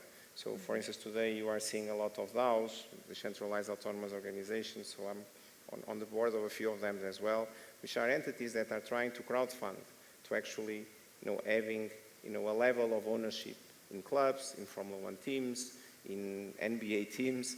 And this is a big step forward, right? Because if you look at how these organizations, you know, are actually set, you know, everything is public and everything is visible. There is no more hidden rooms where people take decisions and nobody knows why. So actually you go, it's a decentralized, you know, ecosystem, so you actually can see who voted against a certain decision or voted in favor and why, right? So that's the pure form of democratization, which is something that sports, you know, really needs once and for all. And I'm not saying necessarily that every sports rights holder needs to be basically controlled by fans, but needs to be basically a merged system, right? Where basically fans can have a voice, you know, those sports rights holders can have a voice, sponsors can have a voice, media companies can have a voice, and then actually we can build a far better ecosystem, I hope, in the next years to come. But this for me is fantastic, and you know, I don't have time to speak in metaverse in depth, but metaverse is just as well a consequence of the importance and the relevance of virtualization of sports, right? So for many years, we leave sports as a physical, you know, entity almost, but the virtualization side has been there for long years. If you look at what EA and FIFA managed to do with the FIFA game, and I was also fortunate enough to have lived, you know, for some years that specific area within FIFA. And we're talking about a 200 million community. And I can tell you that one of the most grateful things I saw during my time there was actually seeing a strong percentage of that community, very much Generation Z, actually connecting to football as we know it, to the real sport, right? Because they first found it on the game. And there is also the other turnaround, going back to athletes. Sometimes, you know, we also need to do a better job, and blockchain is definitely the way as well to help on that, to tell the story of football, to be educational, the story of sports to the younger generations, right? Again, Ronaldo Nazario, one of the greatest athletes of all times, right? So today, a young kid doesn't know him because of what he did on the pitch or the World Cup he has won, or being the best player on the world on several occasions. Is because he is on the ultimate team of FIFA, right? And we need to understand this once and for all in order that also we can find the right execution going forward. Sorry, I went a little bit above the 2 minutes. Yeah, in the end, I don't know, Javier or Fred, the metaverse is a consequence. You need the smart contract, you need all the tools that you can allow you to use the metaverse, but how you imagine the metaverse for the winter sport, no? I have to say that I'm a little bit skeptical about metaverse as a concept, because in my view, what I've seen so far is, again, a technology-driven trend instead of challenge or needs-driven trend. So obviously innovation is there, obviously technology is going to contribute, but I think we need to go down to earth and see how this technology, like you can include into the metaverse umbrella, is going to contribute. And the second key question is, to which stakeholders? Because at the end of the day, and we have seen this with e-games, FIFA, which is a great example, by the way, are the sport properties benefiting out of e-gaming? I think they don't as much as game developers. So the point is, what is happening right now in the market on e-games is that traditional brands, very well-known brands, very well-respected brands with a lot of engagement, they are benefiting e-gaming industry for their own purpose. Same thing with social networks. Who has benefit out of the social network growth? Social network owners. If you are big brand, Real Madrid, Manchester City, whoever that is, FC Barcelona, who owns the data? The data is owned by social networks. So again, I think this is, and the world is changing, and in my sport property hat, I'm concerned about to what extent all the value that is going to be created, massive value, is going to be captured by the sport properties. And this is not obvious, because I think there are great examples of social networks, e-games, in which sport properties, with certain exceptions of course, they haven't captured that value. They have been absolutely involved in creating the value, but they have created the value for third parties. And I think with metaverse, is precisely, they cannot afford a third mistake of that degree. So again, I definitely see the evolution. I definitely see innovation is there in terms of blockchain, Web3, everything that can contribute even to create a safest environment. But it's up to the sport properties to know how to capture that value. I'm sure it's the next generation of social media, no? Where the fan can get their own avatar with the privacy that today in the social media they doesn't have, you know. And I believe I'm part of the board of the Luxury Association in Spain, and believe me, a big number of them are working in their metaverse. Porsche, Chanel, Nike is not a luxury brand, but they have the experience working now in the metaverse. But I think the key again is the NFT, the blockchain, the smart contract who allow you to use this new space. I don't know, we need to close, but Fred, if you want to... Let me just add this. It's not an option, you know. Sure. And I think in the last century, the physical sports property were used to be served. And for this century, they will need to learn how to serve. Because the technology will control each one of us. And I tell you this, last week, Tesla presented to the whole world the new bot and the new robot that will probably next year or in 3 years will serve the buffet downstairs, you know, serving the coffee and everything. It will be a robot doing that. But just to explain my vision is, I've never did snowboard or ski physically, but I've played thousands of hours of snowboard games, and I've played thousands of hours of Winter Olympic Games. So in theory, I know a lot of all the sports that you do here, but physically, I have never did it. If you allow me to buy something into the digital space, because I'm a personal fan of snowboard, that never snowboard ever in life, that will be a source of revenue to the sport indirectly. But it's not specifically to the entity who manages the sport. It's really the direct connection and the peer-to-peer connection with the athlete. So in the previous gaming system, we could not put real time the most famous player there to teach me or to have a live session or an event where that player is there and I want to get in touch with him. But with the metaverse, the real-time experience will go to the next level. So after a real football event or a real snowboard event or a real ski event, the player can take like 30 minutes to support all the digital funds that are distributed all over the planet to get in touch with him. And that is an experience that worth money, because if I live in Africa, South America, Asia, or Oceania, I will not come here, to watch the live event. But the metaverse will enable the possibility to scale up the event, not only for the numbers that the minister presented here, but to increase those numbers in a multiples of 5, 6, 7, 10 times in the next 5 to 10 years.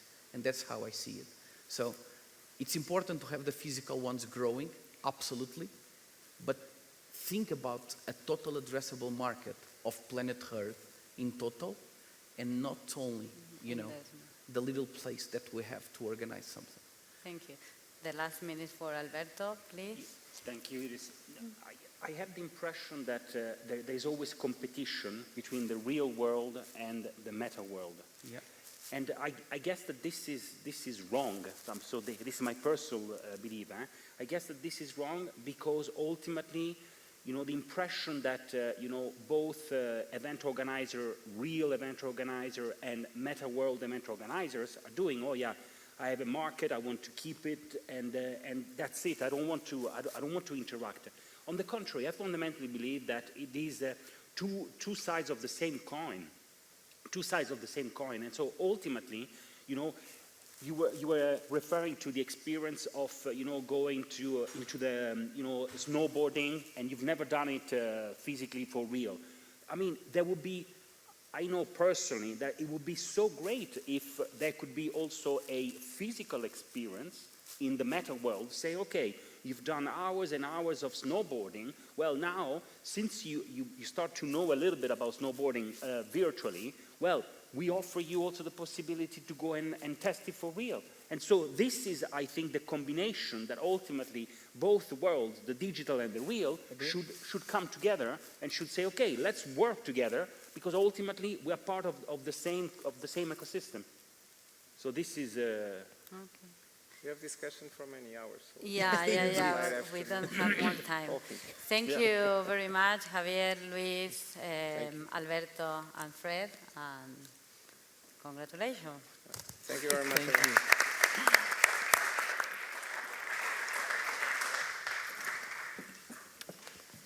Thank you very much, everyone. Thank you. We know we're a bit behind of time, so we're going to go straight to the next.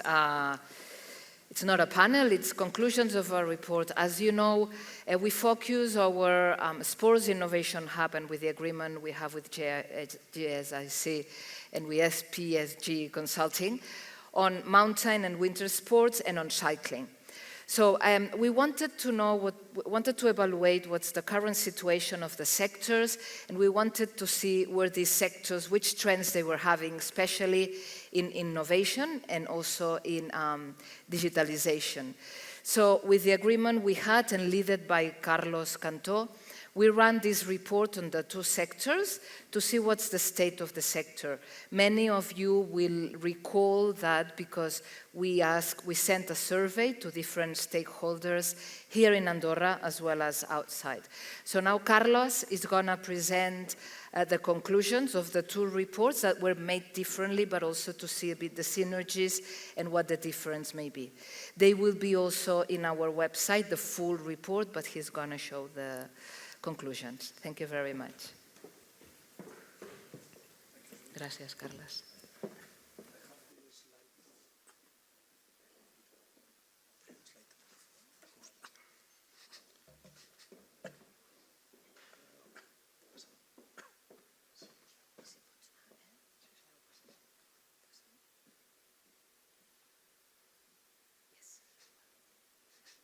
Okay, thanks indeed for being here again. Just one simple statement about the metaverse. I fully agree with some of the speakers that before were on the stage in terms of the physical and digital. As for me, it's the same. We need to talk about physical world, not physical or digital. And on the other side, it is not about the metaverse. I would say it's about which metaverse or which metaverses in plural, because we have many. Anyway, as Judy has stated, we have put together two kind of reports. One focus on innovation in terms of winter and mountain sports that was already released and published back to July 2022. And then another one in terms of cycling that it's going to be released very, very soon in a couple of weeks' time. In both cases, we have gathered information and put together all the information and combined all the information coming from 3 different types of sources of information. Online questionnaires targeted to experts in different parts of the world. We also undertook a very qualitative, good panel of in-depth interviews with industry leaders, again in different parts of the world, including obviously Andorra, and we gather secondary information from different sources. At the end of the day, we put together again these couple of reports that I'm going to summarize within the next 20 minutes, more or less. First of all, as a kind of sport industry overview, as the Minister mentioned before in his first keynote presence, 7.7% of the Andorranian GDP comes from the sport. In the European Union before Brexit was 2.12%. In Spain, for example, is 3.3%. Generally speaking, we are talking about an industry of about 1.5 to 2% of the GDP. The winter mountain sports, WMS, is growing. As you know, in Andorra, 92% of the ski resort skiers or visitors are internationally, back to just before the pandemic. The cycling industry also continues to increase, and it generates around 95 billion euros as an industry in 2021. From a future perspective, obviously, the winter and mountain sports, as well as cycling, have faced a lot of challenges, especially due to the pandemic.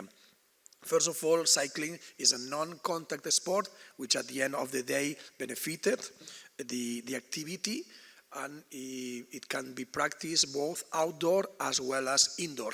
So all the pelotons, all the vehicles, Rubies and Swift of the world have experienced a boost in their performance, in their sales over the period of the pandemic. Now back, I would say, to the reality. From a ski and winter mountain sports perspective, the pandemic has hit very heavily the sector because it was not allowed to travel. And this is one of the most important factors of this hit. On the other hand, we are facing, as a society, as a planet, the global warming, and this is also a challenge that is impacting the winter and mountain sports industry. So again, sustainability practices, again in their three legs, economic, social and environmental, are very, very important for winter and mountain sports. But the good thing is that, according to the experts, obviously the impact of COVID-19 pandemic is decreasing over the time, obviously.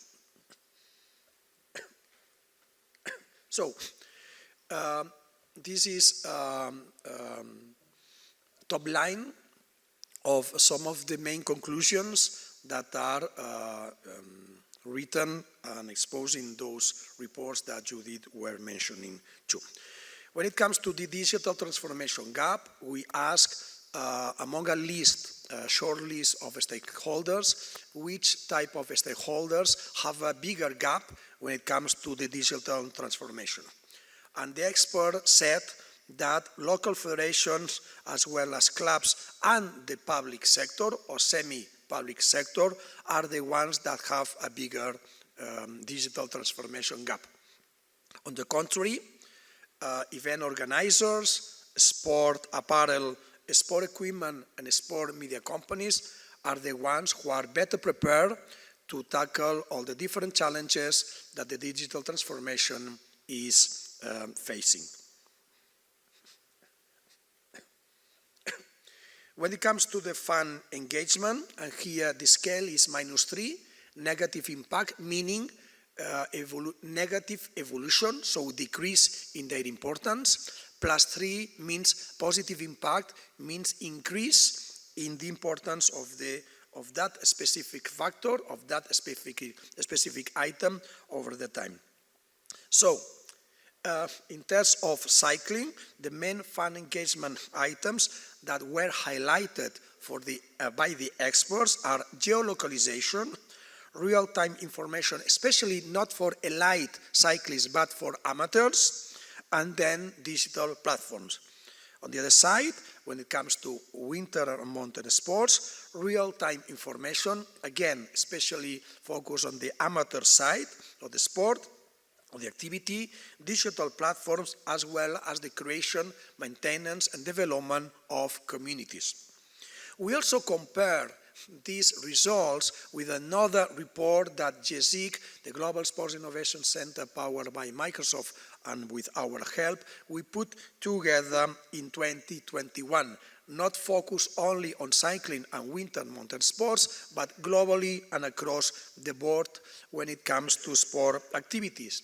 And here we have the main results. Digital platforms, real-time statistics, gamification, and monetization of fan engagement were the ones that were highlighted by the experts, again, from different countries and again, across the board when it comes to sport activities.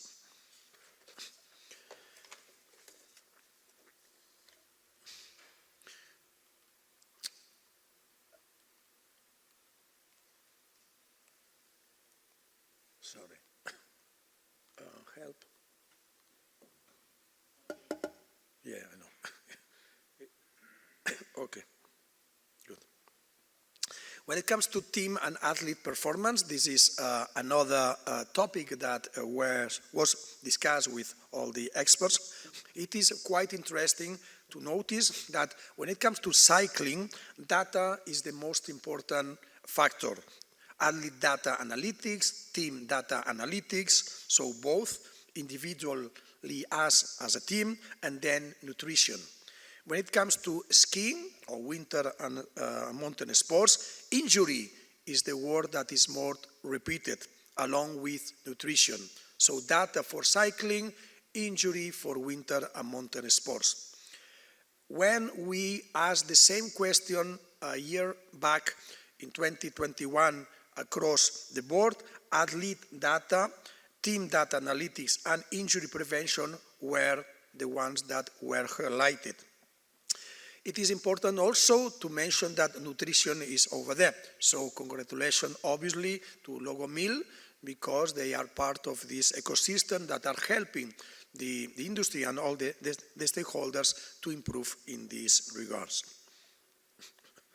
Another topic that was discussed in both reports, actually the three of them, was media. At what extent, what are the main topics that are going to evolve in a positive way within the next few years? From a cycling perspective,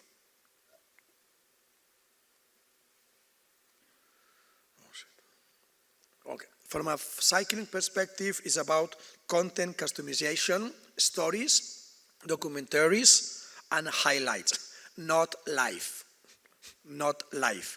Live is, was, and will be always the king element of media, but it is not enough at all. We need to focus on stories, documentaries as a content, highlights, etc., as well as for winter and mountain sports, where life is shorter in terms of the action, generally speaking, highlights and also content customization. Last year, we asked the same question to a broader panel of experts in different parts of the world. Okay, no. And again, content customization, measurement of audience, basically because of the fragmentation of the audiences and the fragmentation of the offering as well, in both in terms of content, both in terms of platforms, and then highlights. I would like to highlight that highlights is the most important content moving forward. We have a lot of offering to watch, right? But the main challenge is that we have only 24 hours a day. And all this content is competing for our same attention and time. At the end of the day, we prefer to check on our mobile, laptop, smartphone, whatever, highlights of what has happened, instead of spending the whole time watching live events, with some exceptions, obviously. Skills and talent. This is a quite interesting question that we put to the panel of experts, in both cases, again, cycling and winter and mountain sports. What are the main skill, professional competences, both attitudinals and aptitudinals, that were more recognized as important for stakeholders and the industry at the end of the day? Both in cycling as well as in mountain and winter and mountain sports, as well as generally speaking, soft skills are the main professional competences that are valued by the employers. Soft skills.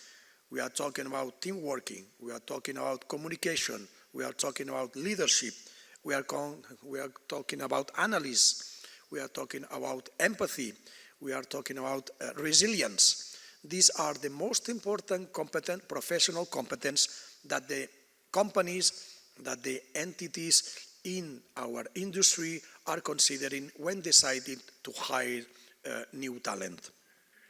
Second, project management skills, which means more autonomous people, autonomous talent to lead a project from A to Z and making sure that they can be accountable in terms of timing, in terms of calendar, in terms of milestones, and obviously in terms of budget.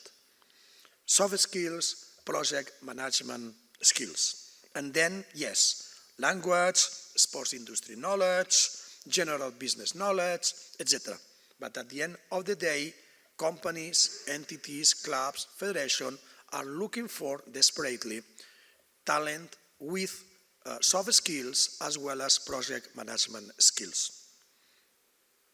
As mentioned, the main soft skills that are considered in these reports, on these three reports, are teamwork, leadership, and analysis, but again, along with other soft skills such as communication, resilience, empathy, etc., etc.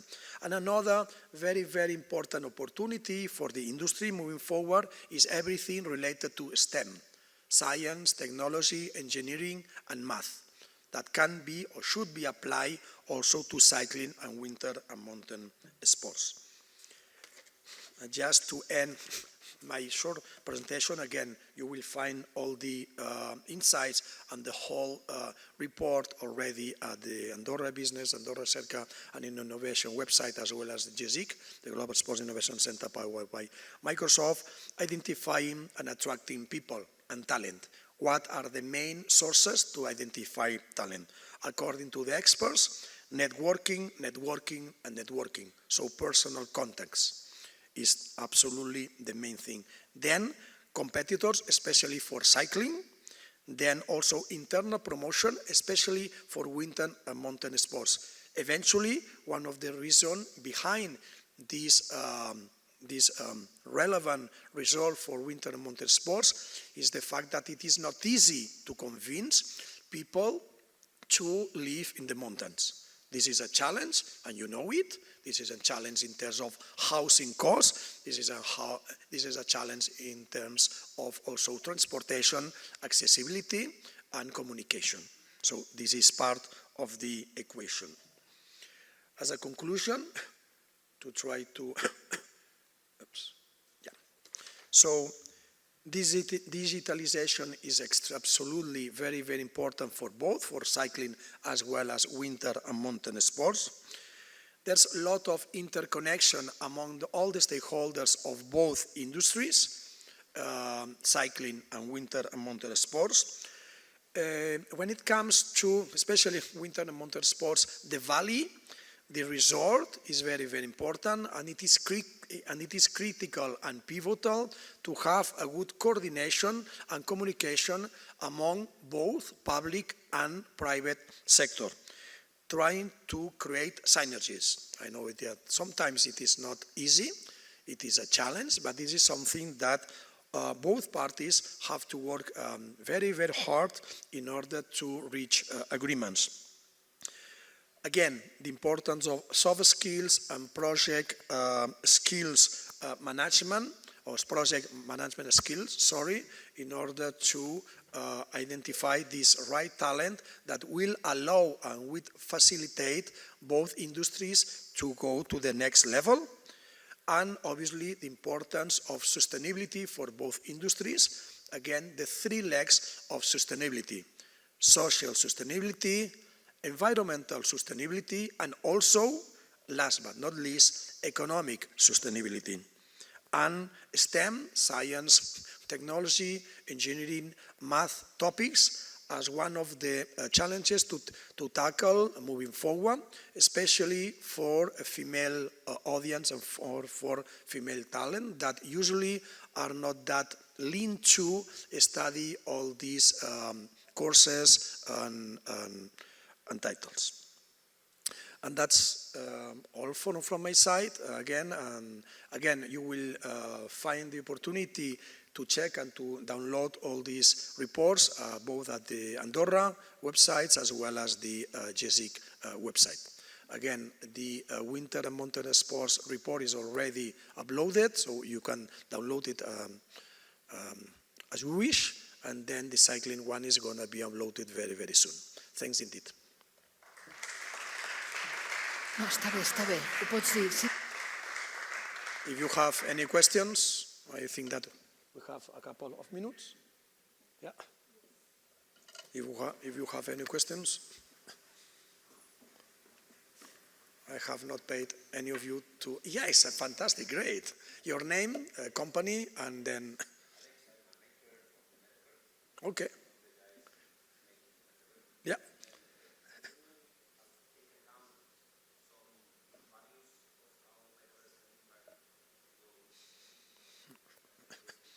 This is a very, very good question, but we have not included in these two reports that we put together early and mid to 2021, the metaverse questions. However, for the future, we'll make sure that we will include this. Let me ask you one question. Do we need to consider one single metaverse or many metaverses? And which one will prevail, or which ones, in plural, will prevail? Because at the end of the day, as far as I see it, one of the challenges that brands, for example, are facing when considering metaverse to invest or also investors is which one or which ones, because there are many, many.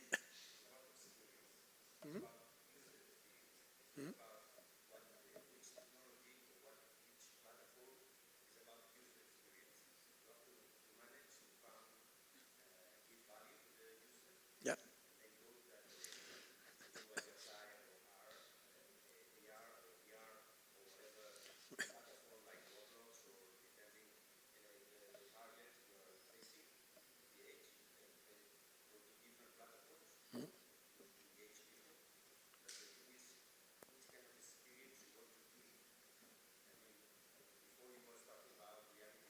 Yep. Sorry. The thing is, with the metaverse, what you are facing is giving people the possibility to have some kind of experiences in real world. You are not able to do it.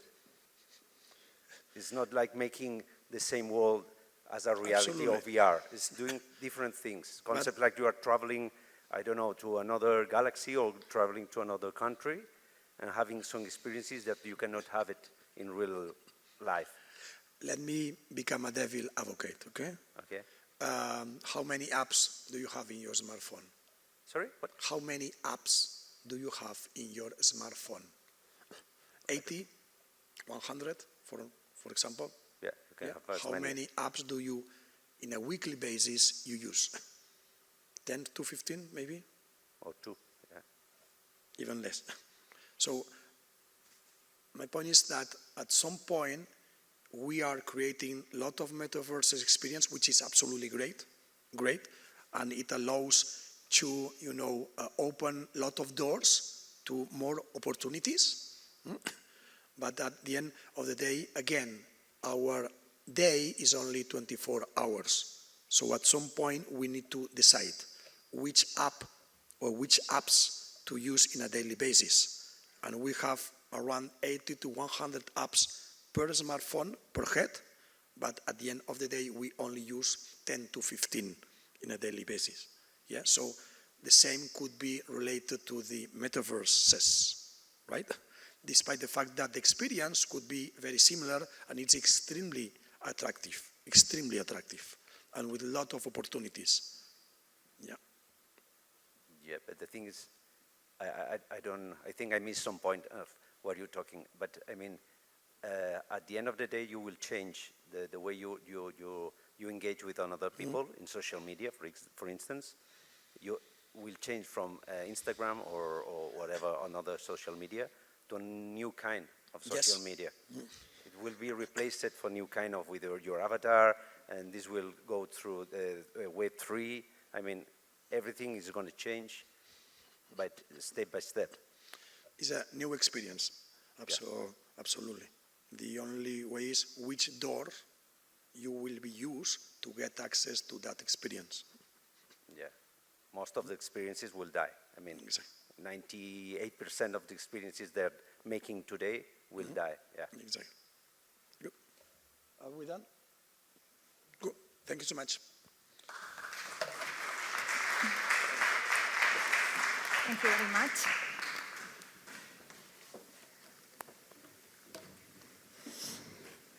Okay, thank you very much. Sustainability is the challenge of our time. Today's actions are, in terms of sport, of health, education, and so on, will define tomorrow's results. So this panel, the panel of this fourth roundtable, is a global call to action, because every stakeholder in the sport ecosystem must be involved on this. So let's invite you to join the movement, this movement, in order to ponder together our common future. Our speakers, leaders coming from different professional paths and with complementary perspectives, will enlighten the debate on the multilateral agenda and on specific examples of sustainability. Is the sport community contributing to the United Nations Development Goals in the decade of action? How are sport entities applying their commitments Let's engage together in exploring and defining the future of sport and sustainability. So we welcome our panelists, Pedro Moran, Marketing Director at Gran Valira Resorts Andorra, Katia Juarez, Co-founder, Director of Sustainability, Win and Green, and Dennis Mustonen, Head of External Affairs at Lati Region Development. And we welcome also Guillermo Marin, Director of Office and Services at GSIC. Please, Guillermo. Thank you very much. The floor is yours. Thank you. So, very happy to be moderating this last panel. It's the last one, but not the least important. I believe it's the most important. We're discussing here a very important topic. Today, sport organizations, event organizers, and public sectors find themselves operating in complex environments and in a very interconnected system. They need to harness all the tools, right, to operate in this ecosystem and to stay relevant. And on one side, sport organizations, event organizers depend on their fans. On the other side, we need regions to have or to host these events. And without people, without the fans, and without the planet where to host them, we wouldn't be speaking here. This industry wouldn't be a reality. So sustainability needs to address at its core, right? Not as a standalone area and so on. And the good news is that we're not starting from zero. We've seen many examples. We recently published in the Global Sports Innovation Center a report on sustainability. It's called Sustainability as a Paradigm Shift. You can download that report with several examples on public policies, also on examples that sport organizations are developing. And today we're standing next to some leaders in the area of sustainability, and we have the perspective from the international federations, the perspective from a natural resort and event organizer, and also the perspective of the public sector. So they are all accelerating the efforts in sustainability. So when speaking about acceleration, it comes to mind, obviously, the Federation of the International Federation of Motorcycle, Katia Juarez. She's Director of Sustainability in the Commission of Sustainability of FIM.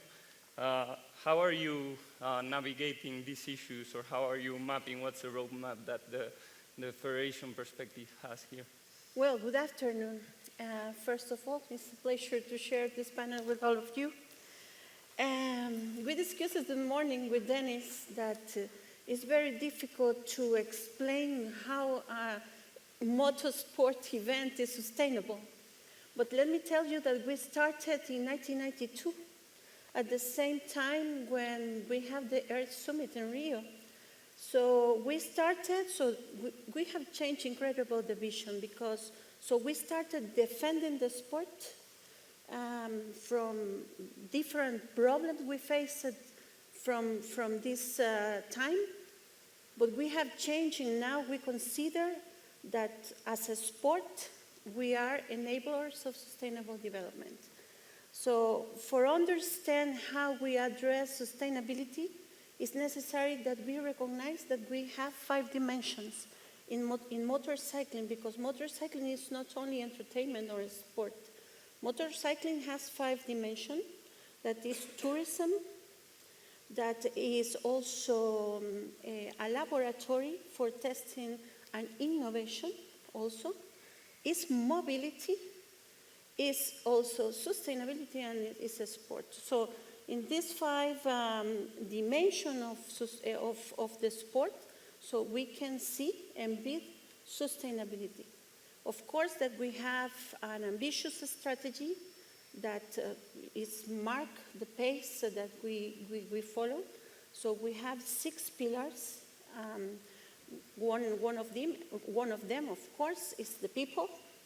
the planet through our sustainable event organizations. So we have also, of course, climate that is very important for us. So we are in a very sensitive stage that is the energetic transition. And of course, we have governance, awareness, and we have a sixth pillar that is the Sustainable Development Goals, and how, as a motorcycling, we can support the Agenda 2030. So can you imagine we have 115 federations affiliated? Mm-hmm. We have more than 50 championships in more than 7 main disciplines. But so one of our main, programs we have is education. We believe in the education, and we count with a group of experts that are trainees, and they train the different environmental stewards that we have around the world. That we have 240 environmental stewards in the 5 continents, and are the champions that control the event. And of course, so we have a database, and they fill the checklist, etc., etc. But so we have different projects, and this is, a big picture how we deal with the sustainability in a federation. But so the most important that we have to be promoters of sustainability and lead with walk the talk, lead with example with our national federation or clubs. And as we discussed today in the morning with Pedro, so our target really are the clubs, are the small organizers, so, that are the actors of the sport. Mm-hmm. And you mentioned a lot of the events. We have today also with us Pedro Moran, Marketing Director and CMO of Val Nord. They hosted the World Championship of mountain biking with more than 53,000 persons. So how are you tackling sustainability from the side of the events, and what's your experience like hosting such a huge event and tackling with those challenges? What are the challenges and what are the best practices and the general strategy that you're following? Okay, thank you. The first thing is to thank GSIC and Andorra Business for being here today again for second year. And let me explain briefly for Dennis and Katia and all of friends that come from abroad, that Vallnord Palarinsal is Palarinsal now, and it's one of the 3 mountain resorts in Andorra under the umbrella of Grand Barrier Resorts. Mm-hmm. And we have the good luck or the luck to host not only the UCI World Cup, but also winter ski mountaineering World Cup and World Champs, and also the Sky Race World Cup in summer. And our friends of Gran Barriera hosts in next 2023 the World Cup finals of the International Ski Federation of Alpine Ski. Then there are a lot of challenges in all of this sport. But we are working hard for summarize in one challenge. The most important for us, and from the point of view of marketing, is to convince people, to convince the spectators who come to our events, to convince teams, riders, skiers. They know about sustainability, they know how important it is to keep our environment, our business, our country in this case. But we have to convince them to work also together, the organizers. We have developed a lot of things in terms of sustainability, in the part of social sustainability, or economical, or the other one. Environmental. Yeah. reduced the use of paper. We have bet hardly to the online guidelines. We have, last year we have built a solar park in order to help us to cover our electricity needs.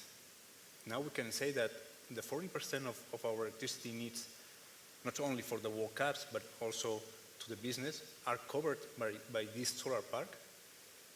And there are a lot of things we can be here hours and hours talking about, but we think that, again, from the point of view of marketing, the most important, I don't know the vision of Dennis or Kati, to convince all the people related in the event, not the organizers. The organizers are completely convinced, but it's very, very important to convince the rest of the people. Absolutely, absolutely. You have to engage not only the fans, but also, as you said, the ecosystem, as well the public sector. And we have Dennis Mustonen, Head of Foreign Affairs at the city of Lahti. Lahti was a winner of the European Green Capital in 2021. It's an initiative of the European Commission. I think you were the 11th city to receive this title, right? And Lahti has evolved from a traditional industrial past to a modern green city today. And I wanted to know how are you engaging from the public sector? What are the strategy and the goals to achieve something like this, which is huge? And how are you still pushing to go further in this sense and bring sustainability in your core? Well, I don't even know where to start because there are so many actions. And last year it was European Green Capital, as you said, but it's not only about this 1 year. It's a kind of a goal from doing 40 years of sustainability work. So we have really long history in sustainability, a lot of different actions, and even longer history in sports, so over 100 years, and next year will be 100 years of Lahti Ski Games, which is a cup-level competition in Nordic combined. So because of this really long history, we combined those for a really long time. In the beginning of this year, we adopted new strategy until 2030, and well, in big picture, pretty much nothing changed. So we are still continuing the same long-term path that we started a long time ago, but it's really important to understand that we don't have that kind of separate thing, that nobody should have that kind of for sports. So the sustainability work, what we are doing, goes in pretty much every sector. We evaluate everything we do from sustainability point of view. And if we are taking as an example what affects sports, not kind of directly sport development, but air quality, water quality, energy questions, nature overall. So there is a lot of things, city planning from event point of view, infrastructure development. So there's a lot of things that affects those, and city must take much wider approach to those questions. And of course, as my colleague told in the morning session, that this climate change is a really big thing for us, and as we see it, so it's not a matter of choice to be sustainable on the city level. Every city will have to do that at some point, but early adapters can benefit from doing those things. So we decided to be carbon neutral by 25, and it is almost tomorrow. So we will be, and I think we will be first big city to adapt this. Copenhagen is pretty much on the same track, and there is a lot of different actions because of this strategy also that will affect the sports events, how we will approach different questions, building infrastructure. And there is a long road to go still, but we will do that. Definitely long road, and we're here today at the Andorra Sports Innovation Summit. Obviously, we've seen startups, the relationship with innovation and specific actions. Katia, you mentioned that the International Motorcycle Federation is tackling the sustainability as a living lab as well. They're using some of the races to test different different stuff. And so can you give us some actions and some examples there in that area as you're working also with startups, companies, and so on, as welcoming that aspect of innovation in sustainability as you're working that on your core? Right. As I mentioned it before, so motorcycling can see in the 5 dimensions, and one of these is that it's a laboratory for testing different technologies. So we started as in the latest in the 80s. I don't know if you remember. So both of you are motorcycling guys. But so I don't know if you remember the change for the engines from 2T to 4T. So we start to change the fuels from with a high octane to other kind of fuel without lead. And then so we have developed different kind of tires that are less harmful for the environment, especially in our sports of road. And now, so we are working in a very ambitious project that is the homologation for the helmets, because so we can see also this living lab, as you said, in the dimension of the natural protection, but also the people. That is important. So inside the federation, there is a medical commission that is working in researching the kind of injuries that the motorcycling had in different accidents, in the security for the rider, the age of the riders. And in our case, in sustainability, the technical commission also is researching new fuels. For instance, MotoGP announced that in 2024, all the 80% of the fuels will be non-fossil fuels. That is a big step forward. So now we have in the transition, and we have some electric championship too. But all this material and devices test, so you have to think that that has translated to the mobility, to the everyday rider, as you and as many people here that use the motorcycle for transportation, that also has to be seen as a good option also to achieve this neutrality that the cities as LATI, are ambitious to achieve in 2025 or 2030, or China that say that in 2050. But so, so it's very important, because in those organizations where sustainability is not embedded, and so sustainability became an innovation, because in the end create value for the organization. When you have, nowadays the companies has understood that it's better sponsorized than advertise, but so they want to have good products that enhance their visibility, their image, not a non-sustainable product to invest. So in this case, that it's very important that the sport think in a sustainable way to improve their image, to improve the offer that they give to the possible investors. So this is, in short, so what we have been working as a living lab. No, that's great. And I think, you mentioned both Katia and Dennis, the carbon footprint and, being neutral and so on.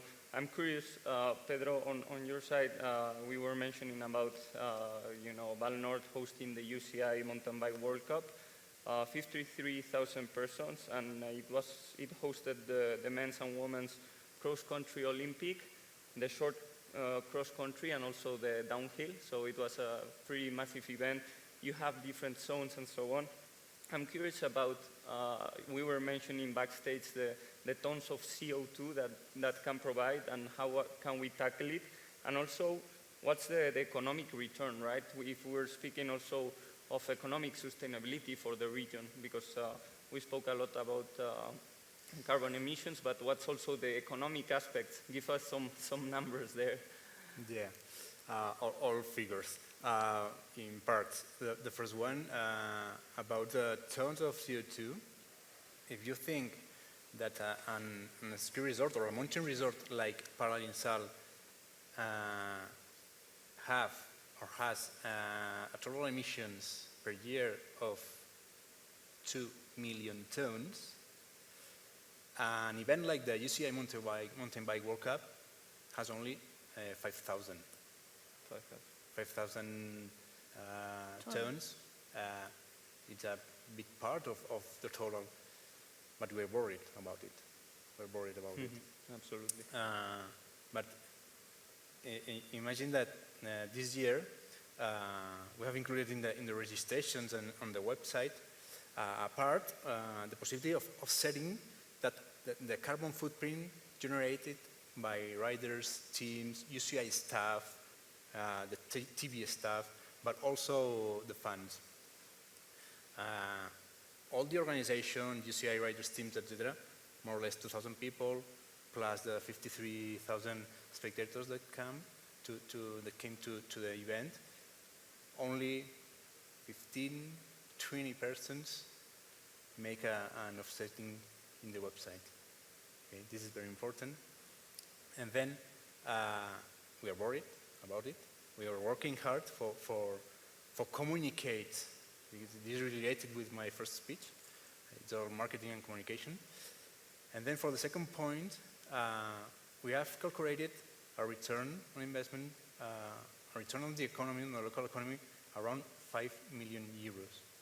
If you remember, the Minister of Economy talks about this morning, about 15 million on all the sporting events in Andorra.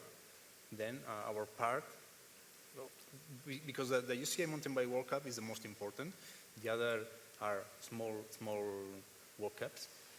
But 53,000 people who comes here, who sleeps here, eats here, dine here, teams, riders, spectators.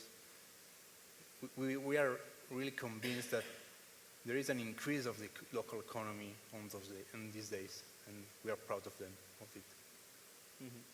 Absolutely, it's a big worry, as you said, and obviously we all need to make efforts as a community, as an ecosystem, also as individuals. I'm wondering, Dennis, how the public sector is collaborating with that ecosystem also, like in terms of innovation, some specific actions. You mentioned a few before, but maybe give us a hint for, especially on sport events and so on. Well, again, we are doing pretty widely those things. So I think the biggest thing directly related to sports that we have done, mainly for different reasons back then, but nowadays it's because of sustainability, is the sustainable infrastructure. So, and this is a really big challenge worldwide. I travel a lot, so I see, so if there is some big event, event organizers are building a big venue and then they abandon that. So that shouldn't happen anywhere.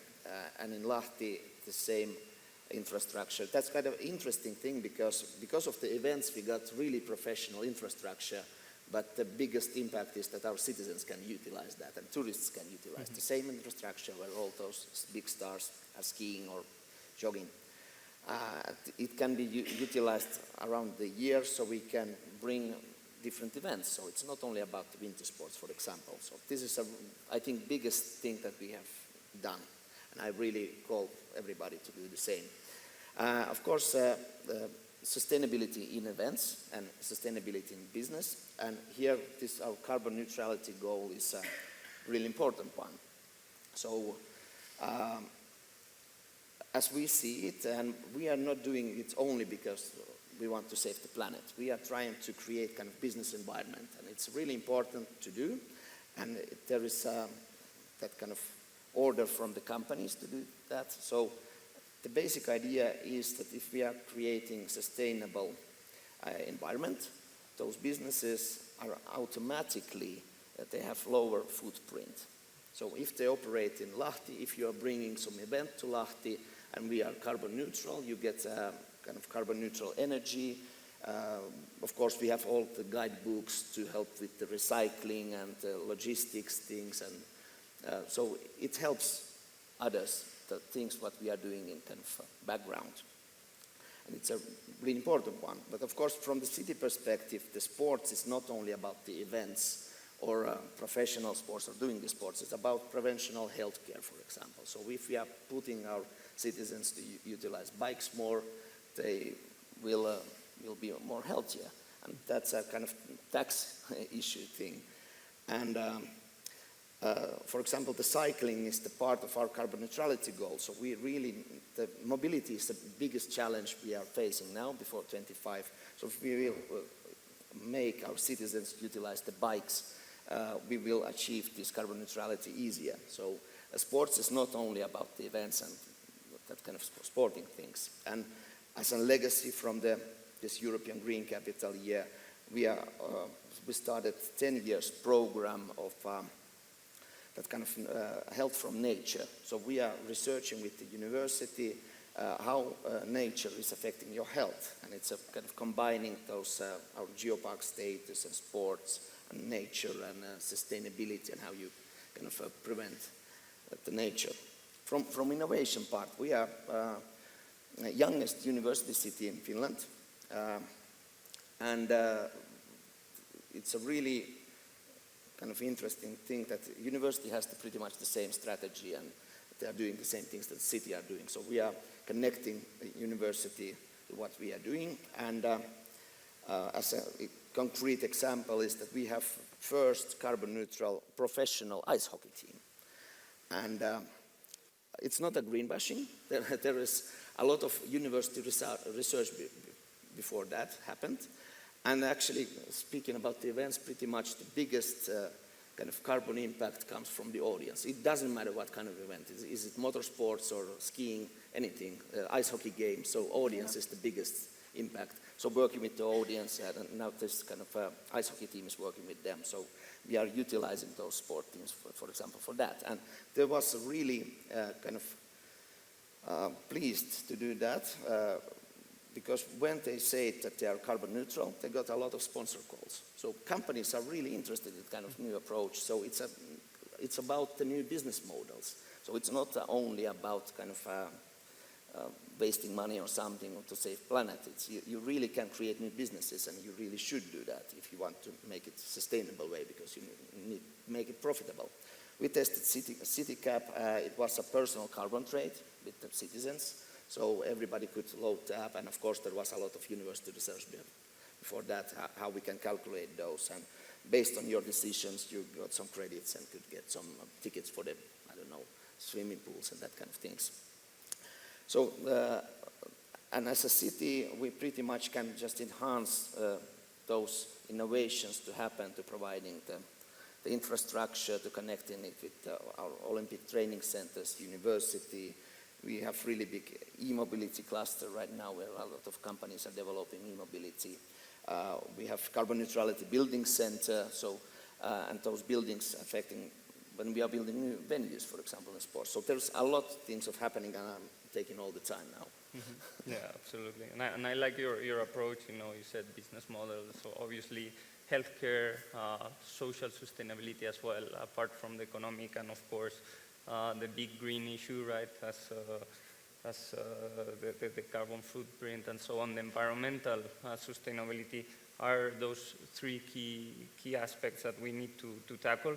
I'll ask you, each of you, maybe we can start in the same order, Katja. Which are your main takeaways and call to action for our community, our ecosystem here today in Andorra, and also for the wider ecosystem? Well, for me it's easy. Two things: education and use the sport as an enabler of sustainable development. So sport has the power to change mentalities. Sport has the power to change attitude and I think that we can use it. But it's important that we incorporate sustainability in all our activities. So now that we are working in the sport lab, so it's very important that we recognize the power of a sport in this field. Pedro, what's your main takeaways? Yeah, we will host next year the World Cup, and in 2 years we will host the World Champs. We are working on the public transport, and our recommendation is all the people who come to Andorra, one time they are in Andorra, please use the public transport to reach our ski resort. It's easy and it's free, totally free this year. Okay, this is our main point next year in the communication. Nice. Sorry, Dennis. Well, I try to put it simple, pretty much about the things what I'm saying. Don't overcomplicate things. So you can always start small. It doesn't need to be something really big thing. Sustainability is not rocket science mostly. And if you start early, you can get far. So that's kind of a biggest thing. So if somebody will ask me when is the right moment to start being sustainable, I would say yesterday. So, and we really need to do that. So another one is think out of the box. So what we have noticed when you are cooperating with universities, when you are cooperating with the companies from different sectors, totally different sectors, not sports, it can be machinery or something, you can create totally different business models. And that's a really important, was mentioned before. So business to survive, you really need to make it profitable. And sustainability can be profitable, and there is a lot of new ways to do business, and it creates added value. It can be as a core in your business. So only that way we can make the world really sustainable. Of course, cities can make things with tax monies, but companies in the end will make the change. And as a call for the action, I think it's build more sustainable infrastructure. It was the thing that I was telling, so it can be used all around the year. It can be multifunctional, it can be used for different sports.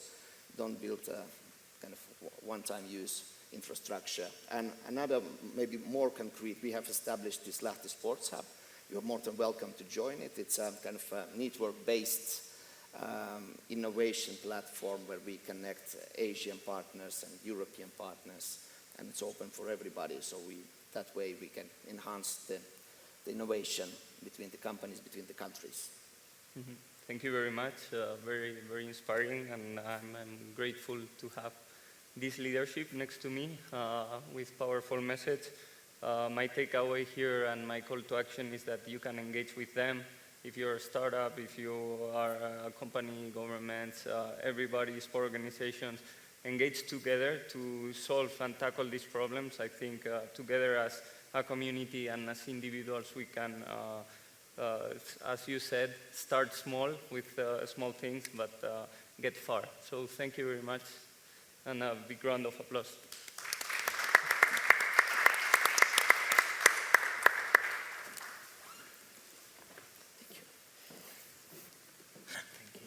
Thank you. Big pleasure. Thank you very much. Gracias. Okay, so thank you very much to everyone. That's all for this year. I hope you've enjoyed. We've tried to give different insights and different hot topics in the sector and in the economy currently. I just have to thank, the startups for coming, congratulate them again, and all the speakers also for joining us today in Andorra. And that's all for today. So thank you the ones who are still sitting here. We know it's been a long morning, but I think it's really been worth it for the topics and the people we have here in Andorra. So thank you very much again, and have a great afternoon. Thank you.